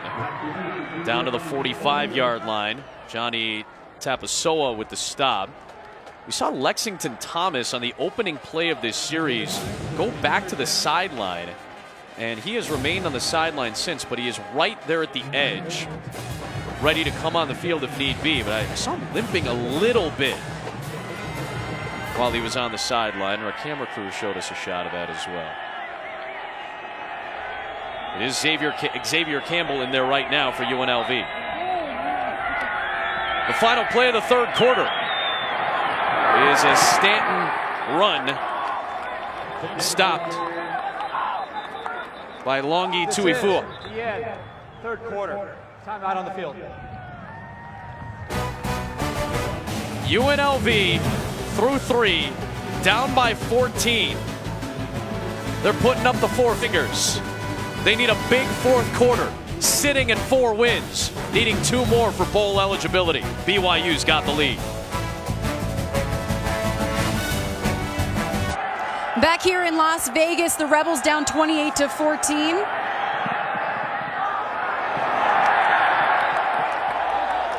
And before the fourth quarter started, senior captain Mike Hughes gathered together all of his teammates. He told me over the past 2 games, he's made a point to do this and create a team huddle before the fourth quarter to get locked in, relay a sense of urgency. He sees it as an opportunity to refocus and preach mental toughness as they finish out the game, Adam.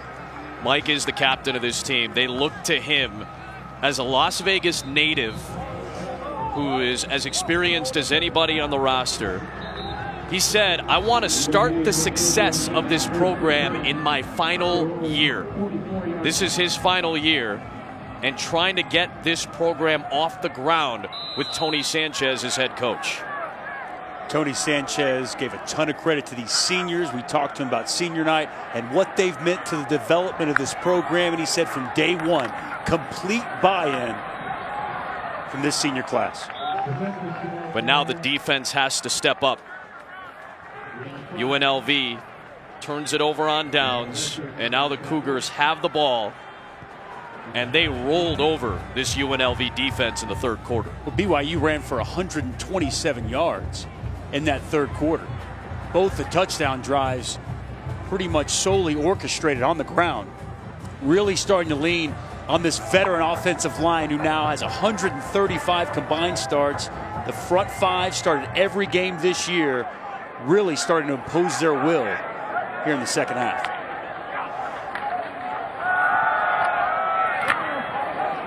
Canada close to the sticks. Third down coming up here as we get a look at our weekend. I love saying weekend menu. I just feel like it's appropriate. Our weekend menu served up by Zaxby's. Again, our friends at CBS will have Georgia, Auburn, Iowa, Wisconsin, Notre Dame, Miami. Some great games on the Saturday slate. Tell me about Georgia, Auburn a little bit. Watch out. I think number 1's going down tomorrow at Auburn. I had Auburn last week against A&M on the ESPN radio broadcast. Really impressed with both sides of the line of scrimmage for Auburn. And Kerryon Johnson right now playing as well as any running back in the SEC. 15 rushing touchdowns and really taking over that Auburn offense. And the thing about Auburn, different than they've been in the past. The rolling on the field is an incomplete forward pass. Jared Stidham has the ability to really throw the football down the field. Can stretch the field. You want to pack in, you want to try to take away Kerryon Johnson, that rushing attack, Jared Stidham can really make you pay. Remember early in the season, they were kind of running Stidham a little bit like they did in the past. And then they're like, we got to let this guy open it up. And ever since then, that offense has looked much, much sharper. It's going to be a physical football game down in the trenches. UNLV's defense does the job. And a fair catch from Brandon Presley.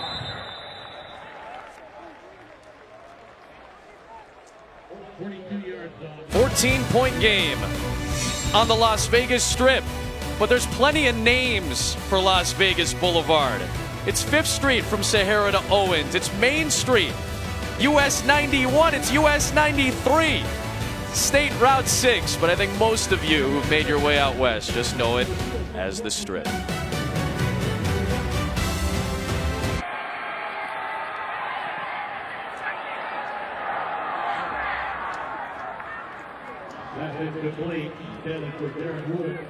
Incomplete from Johnny Stanton to Darren Woods to start off a very important UNLV drive. Pinned inside their own 10-yard line. Early in this fourth quarter, down by 2 touchdowns.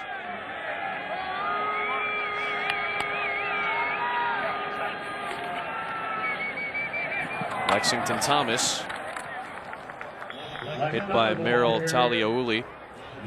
This is a UNLV team that has won back-to-back games. They haven't won 3 consecutive games in 4 years. This is their final home game of the season. They have to go to New Mexico and then to Nevada for their rivalry game to close the season out. They need 2 wins in the final 3 to reach bowl eligibility for just the 5th time in their 50-year history. 3rd down and 7. Stanton launches, has a man. It is caught by Drew Techman, but there is a flag back at the 5.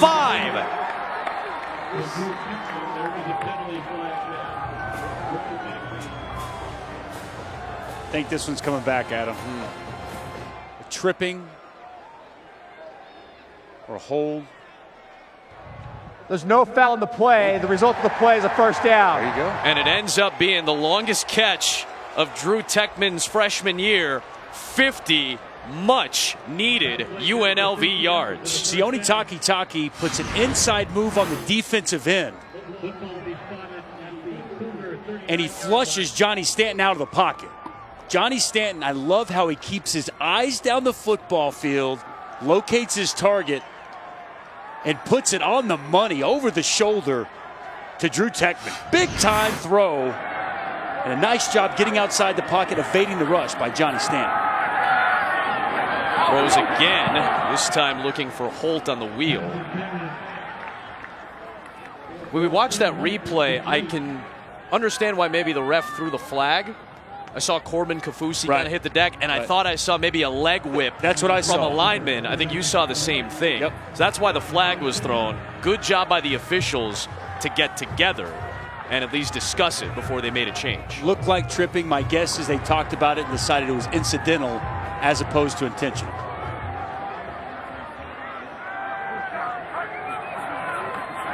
BYU drops back in coverage. Over the top. Incomplete for Woods. Pass incomplete, intended for Darren Woods. Cougars bluffed their blitz that time and dropped 7 back.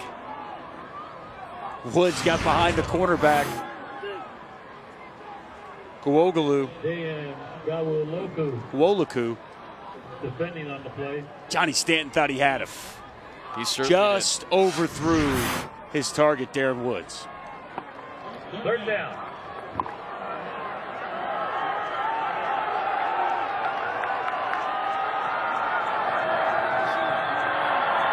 Stanton on a run, loses a yard.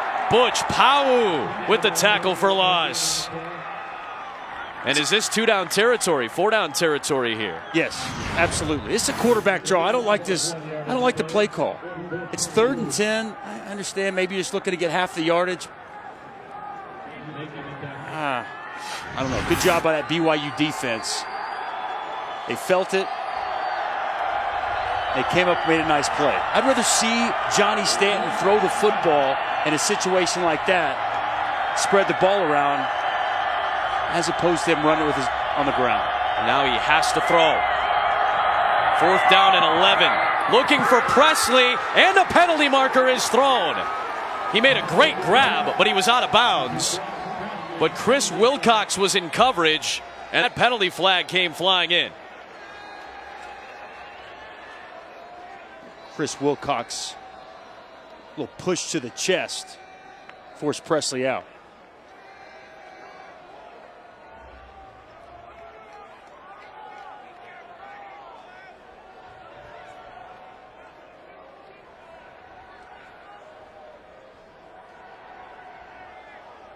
Long discussion.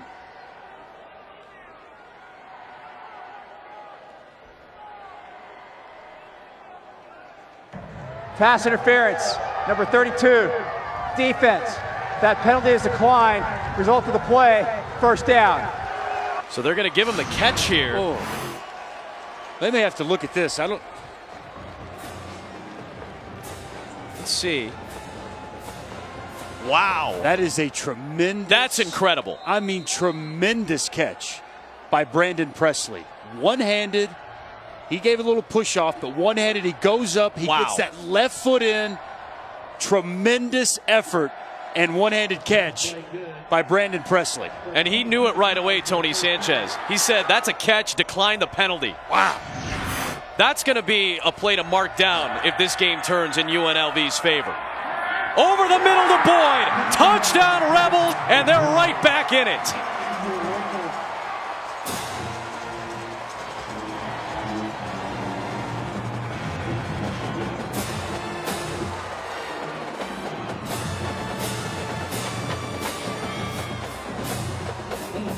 UNLV will not go away. Johnny Stanton coming up big for his team and his offense when they need him. There was a penalty marker thrown, I believe, because maybe Boyd took off his helmet, but Tony Sanchez was claiming, hey, he's coming out of bounds. He's coming to the sideline. So that may be what the officials were discussing just then.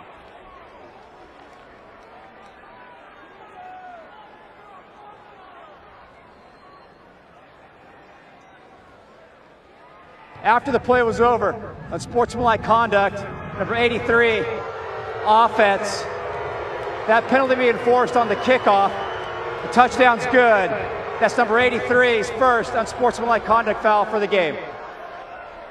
Yeah, Tony Sanchez was claiming that while he's coming off the field, he was taking his helmet off, but there's an official right behind him where he's about to take his helmet off.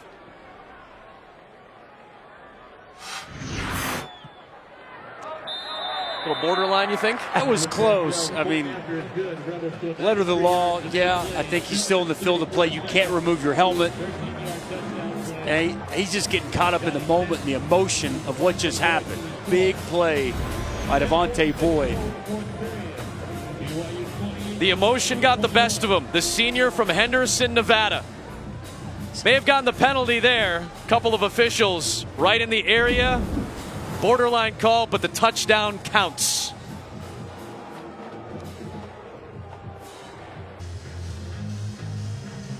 This is the 15-yard unsportsmanlike conduct penalty on Devontae Boyd. He's basically at the sideline. He's out of bounds at that point. That's a bad call, Adam. Took his helmet off. He got flagged for unsportsmanlike.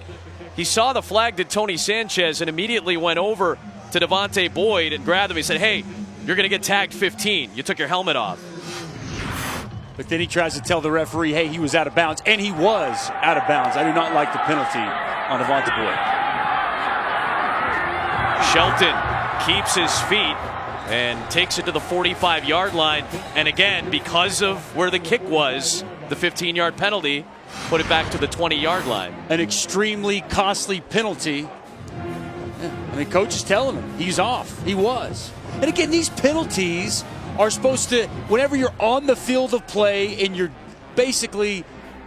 showing up your opponent, right? And to me, Devontae Boyd was coming off the sidelines, going to his teammates to celebrate and show that emotion. That's not what that penalty is supposed to be about. And it's a very costly one for UNLV. Good field position. 45-yard line for BYU, up by 7. And Squally Canada has been a stud so far tonight. He takes it to midfield. Talked a lot in the second half about the offensive line from left to right. Thomas Schoaf, Keon Norman, Tijan Karamo, Tuni Kanuch, Austin Hoyt. They've been so good, so integral in the running game. Here these final 10 minutes. Got a feeling they're going to lean on their big guys up front to try to take them the rest of the way home. Kafensis comes in as Canada limped off. Bushman. The factors we talked about for BYU. Matt Bushman, offensive line, 2 very important keys tonight. That's catch number 5 for the tight end. Joe Critchlow, the true freshman, making his first ever career start. A very efficient ball game to this point. 14 of 20. Really no mistake plays with 10 minutes to go. Canada is back in. That's a double move on the outside, looking for Simon. Good coverage by Flowers and Baker. And right as I say he hasn't made a mistake, he almost made his first mistake. Right. Dalton Baker, the safety, was lurking, almost picks off that pass. Reading the quarterback's eyes the entire way, didn't time his jump properly, and the ball off his hands. Really good pressure there by Mark Finau to force Critchlow to throw it before he won it. Canada behind that line. Another good run down to the 25 in UNLV territory. Tuni Kanuch, he is having a whale of a second half. The right guard, they like to pull him a lot to the left and allow him to get on the second level. Set that edge for Squally Canada. Another key block in that BYU offensive line.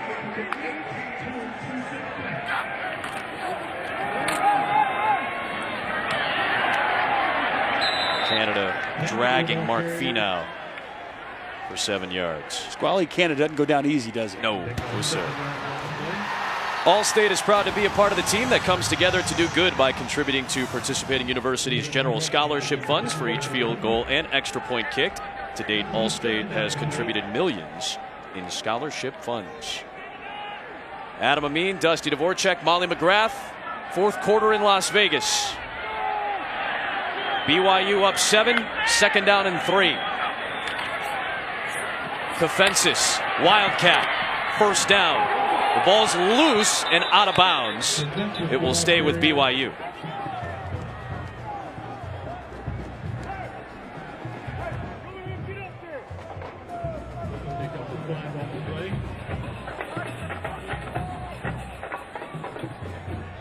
UNLV, you can tell they're tired. Hands on hips. And that's why. Because the physical running game, the pounding by the BYU offensive line, has this Rebel defense on their heels.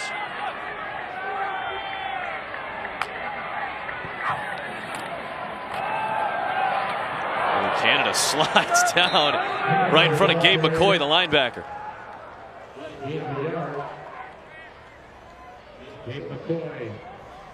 Even a field goal here is big for BYU. They're in position for it. It makes it a 2-score game.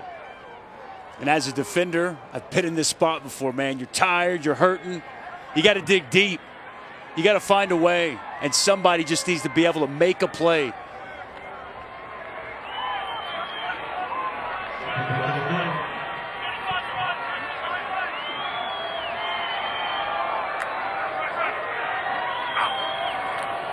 But Critchlow got it to Canada somehow, and the defense gets the stop with Pop's foul getting into the backfield. Senior out of Long Beach, California. Both big men in the middle.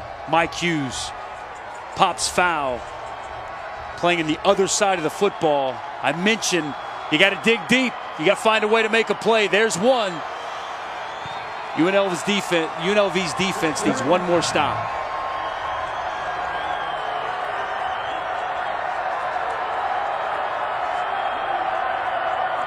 Matt Bushman working right here. And UNLV's defense gets the stop. Javen White making the contact with Canada. So the field goal unit will come out for BYU with a chance to make it a 2-score game.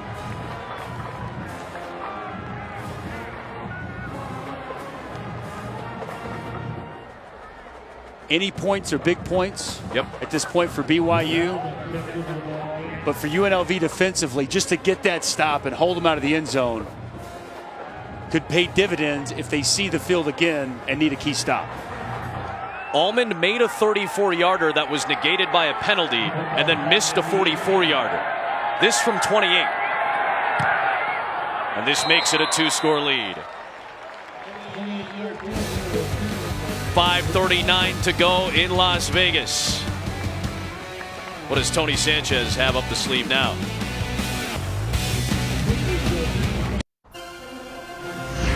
ESPN College Football, brought to you by K Jewelers. Every kiss begins with K.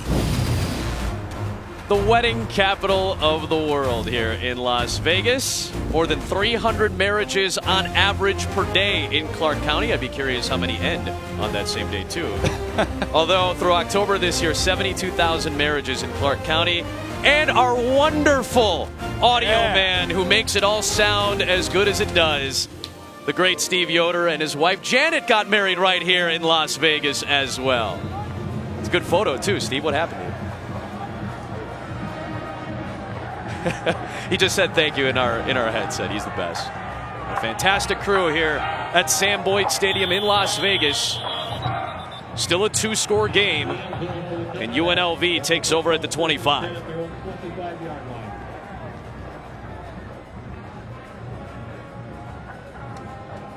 So who is the team that's up by 10? If you just looked at the quarterback lines, you might think that it's UNLV, but Johnny Stanton's got to lead the charge. It's a costly interception. Remember, that's right. It was a first-half interception in the end zone.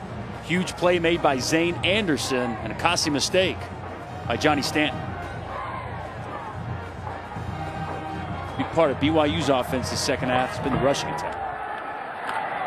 Another downfield shot for Presley, and Chris Wilcox this time had very tight coverage.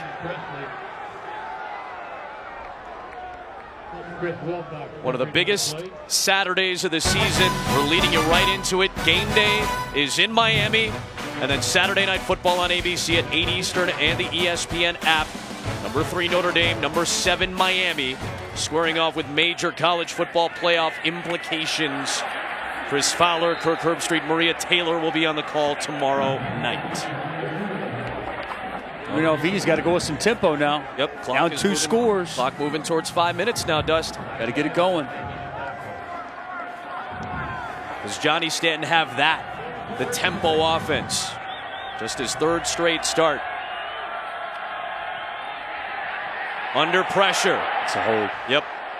And Stanton does good enough just to get out of the pocket and launch it away. But Dust, you saw when the flag was thrown, it looked like Nathan Jacobson was the offensive lineman at fault. Sione Takitaki been coming off the Holding, edge quite a bit number tonight. 64, offense. That penalty is declined. 4th down. They want to take it. Nathan Jacobson, the right tackle. It's that right hand on Takitaki. Basically a tackle. Yep. They did change the call. They do accept the holding penalty here, does BYU. So it sets up a 3rd down and long. Takitaki's outstanding. Yeah. Edge rusher. Relentless to the quarterback. You see as he bent the edge. He's very low, makes it tough on those offensive linemen to bend their knees.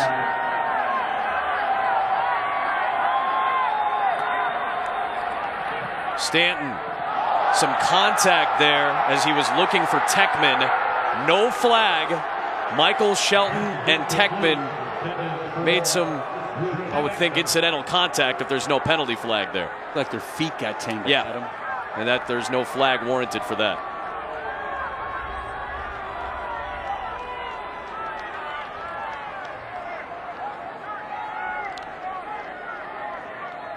Now things getting very difficult for UNLV. BYU is sitting on a 2-score lead and about to get the ball back.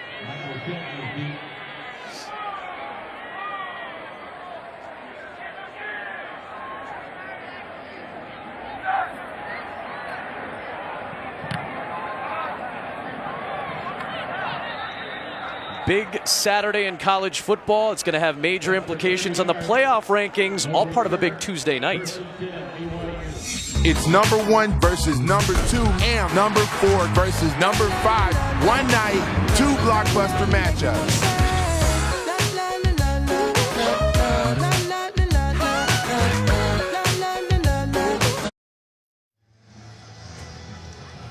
Flavor, always getting it done.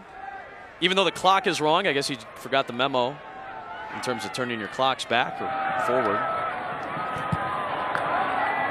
Meanwhile, it's been squally time all night for BYU.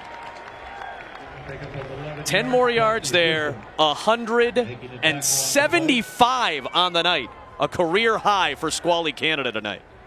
I've been impressed with Squally Canada. He's done a really nice job, been physical with contact, running through contact, staying alive. But the offensive line, another big hole off the left side. This time it was Austin Chambers, backup left guard in the center, Tijan Karoma out in front.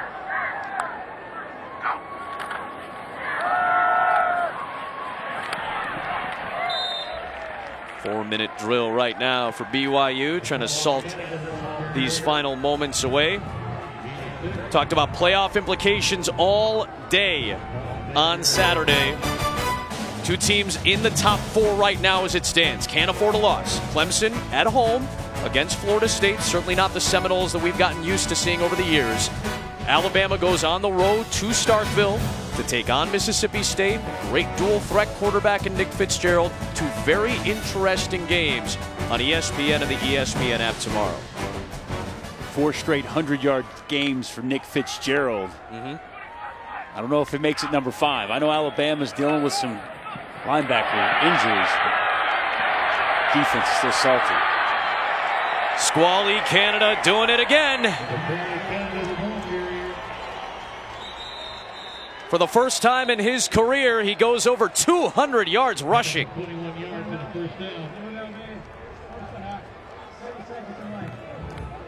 UNLV has to use a timeout with 3:19 to play. BYU 2-8 on the season. They have lost 9 games in a year since 1955. That was Chick Atkinson's final year as the head coach when they were in something called the Mountain States Conference. 1955, by the way, that's 13 years before UNLV even had a football program. So BYU is not used to this. The fact that they're in position to beat a pretty good UNLV team right now speaks volumes about where this team has been and where it's moving towards. Yeah, and Kalani Sitake telling his players, you didn't earn the right to play in a bowl game, so you need to treat these last 3 games like they're your bowl game. You need to go down swinging on this season. It's about playing for pride, right? Got the name on the back of your jersey, the Y on the side of your helmet, and the man standing next to you. You've done that this evening. Canada holding on to that football.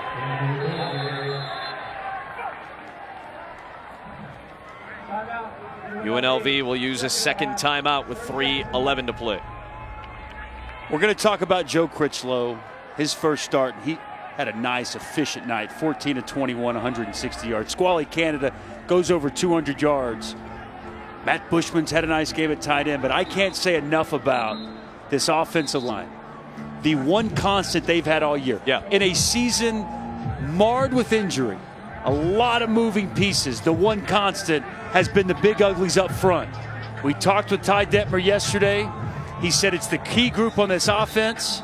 We're going to rely on them, and we're going to try to ride them down the stretch. That's exactly the recipe BYU has used for success this evening.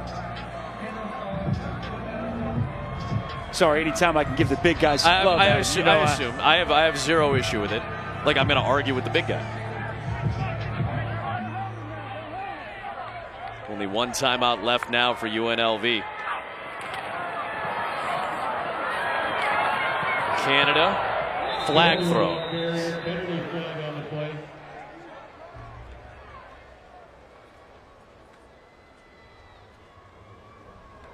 Holding, number 96. Offense, 10-yard penalty, still second down. JJ Nwigwe on the penalty. Well, coming up on SportsCenter over on ESPN following Georgia Tech and UCLA. Not the debut that the #1 player in the country, or one of them, was hoping for. Michael Porter Jr., leg injury for Missouri. The #1 player in the rankings was Marvin Bagley. 25 points tonight. A record-breaking performance for Duke. And of course, Veterans Day tomorrow. Dramatic reunions as members of the military surprise their families. All of that coming up on SportsCenter with Linda and Stan over on ESPN.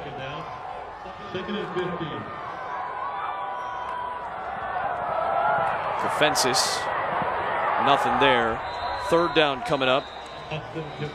Of course, it is Veterans Day tomorrow. And Tony Sanchez, it means a lot to UNLV. his family. Tony's 43 years of age. He was born on Travis Air Force Base in California. That's where his father was stationed.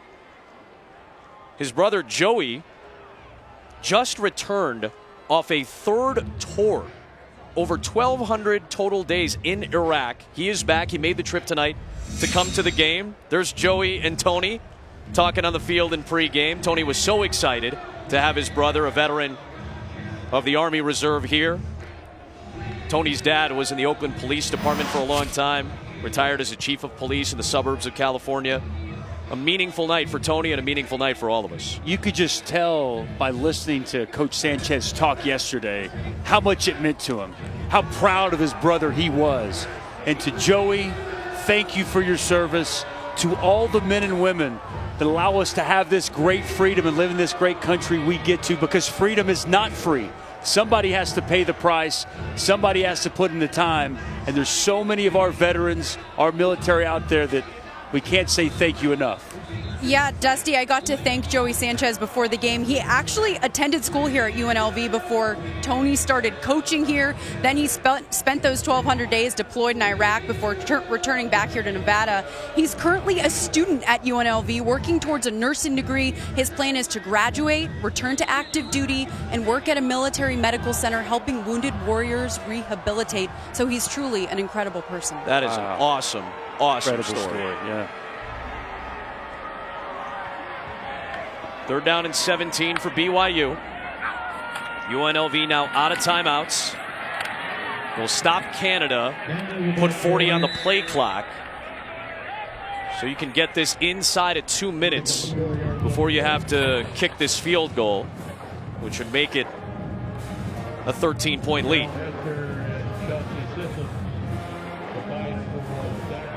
I imagine BYU will use a timeout here. Run it all the way down. A pretty easy play selection the second half for Ty Detmer. Yep. Now 26 runs, just 7 passes in the second half. And the second half rush totals really tell the story of this game. Been completely dominated by BYU. Timeout, BYU, first of the half, 30 seconds in length. Huge Saturday coming up. Get you going at noon. Oklahoma State, Iowa State, NC State, Boston College, ABC or ESPN2. And then Arkansas and LSU rivalry game at noon Eastern time. Brett Bielema still with a chance to get Arkansas to bowl eligibility, but they would need to pull off an upset. Battle for the boot, right? Golden Boot up for grabs tomorrow. All part of a huge Saturday in college football. By the way, over in California, Stanford's got a lead on Washington in the 4th quarter, 30-14. So maybe Washington's playoff hopes could be dashed tonight with a loss. If they lose, they're done. They already had the loss at Arizona State. And they didn't play a good non-conference. I'll tell you what, if Washington goes down, I'll go ahead and say it, the Pac-12's out. You think the Pac-12's out? USC Pac-12's out. doesn't have the shot at this point. I mean, it's going to be tough. I mean, there's 2 losses already for USC. They're sitting at 11, but a lot of things would have to falter in front of them if they're going to make it. Going for it on 4th down. Incomplete. Looking for Simon. And Critchlow will throw it up there with 1:45 to go. Interesting call there. I think that's... I didn't see that coming. I think that's Ty Detmer, though, giving his QB a little bit of a run. I think, say, hey, let's go try to get a touchdown here. Think so? I'm going to say it's more of the last thing they wanted was have a field goal blocked in a completely game-changing play. That's probably an even more accurate point. The last thing you need is something crazy to happen. Right. Defense has been pretty sound. And they can't go 90. I was going to say, the ball's at the 12 at this point. Can't go 88, turn around, get an onside. And 2-score game, no timeouts now for Stanton and the Rebels, and that'll do it. Fred Warner will take it inside the 5 and seal the deal for BYU.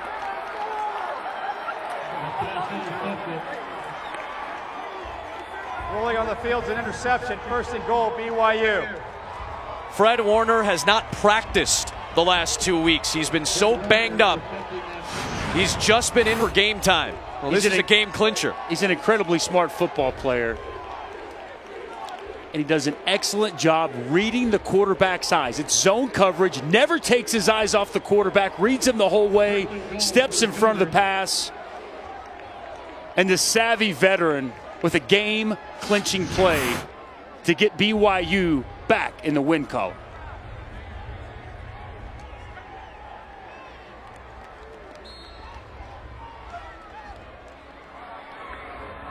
Not a great send-off for the Rebels fans here at Sam Boyd Stadium. And now UNLV placed in a precarious position. We'll see them next Friday night on the road at New Mexico. Important game for New Mexico as well in the Mountain West. Then, if they win in Albuquerque next week, it comes down to a rivalry game to go to a bowl for UNLV. The pressure is now on this Rebels team to try to get to bowl eligibility, something that they've been really aiming for to help this rebuild process. And for BYU, talking about pride, making the final 3 games your bowls, since you're not going to go to a bowl game, an impressive performance for the Cougars on the road tonight. Kalani Sitake told us yesterday the one thing he's been proud of, there's been no quit in this football team. There hasn't been finger pointing.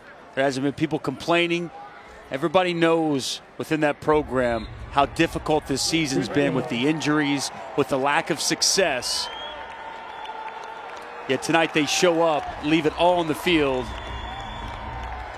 and come away with the victory.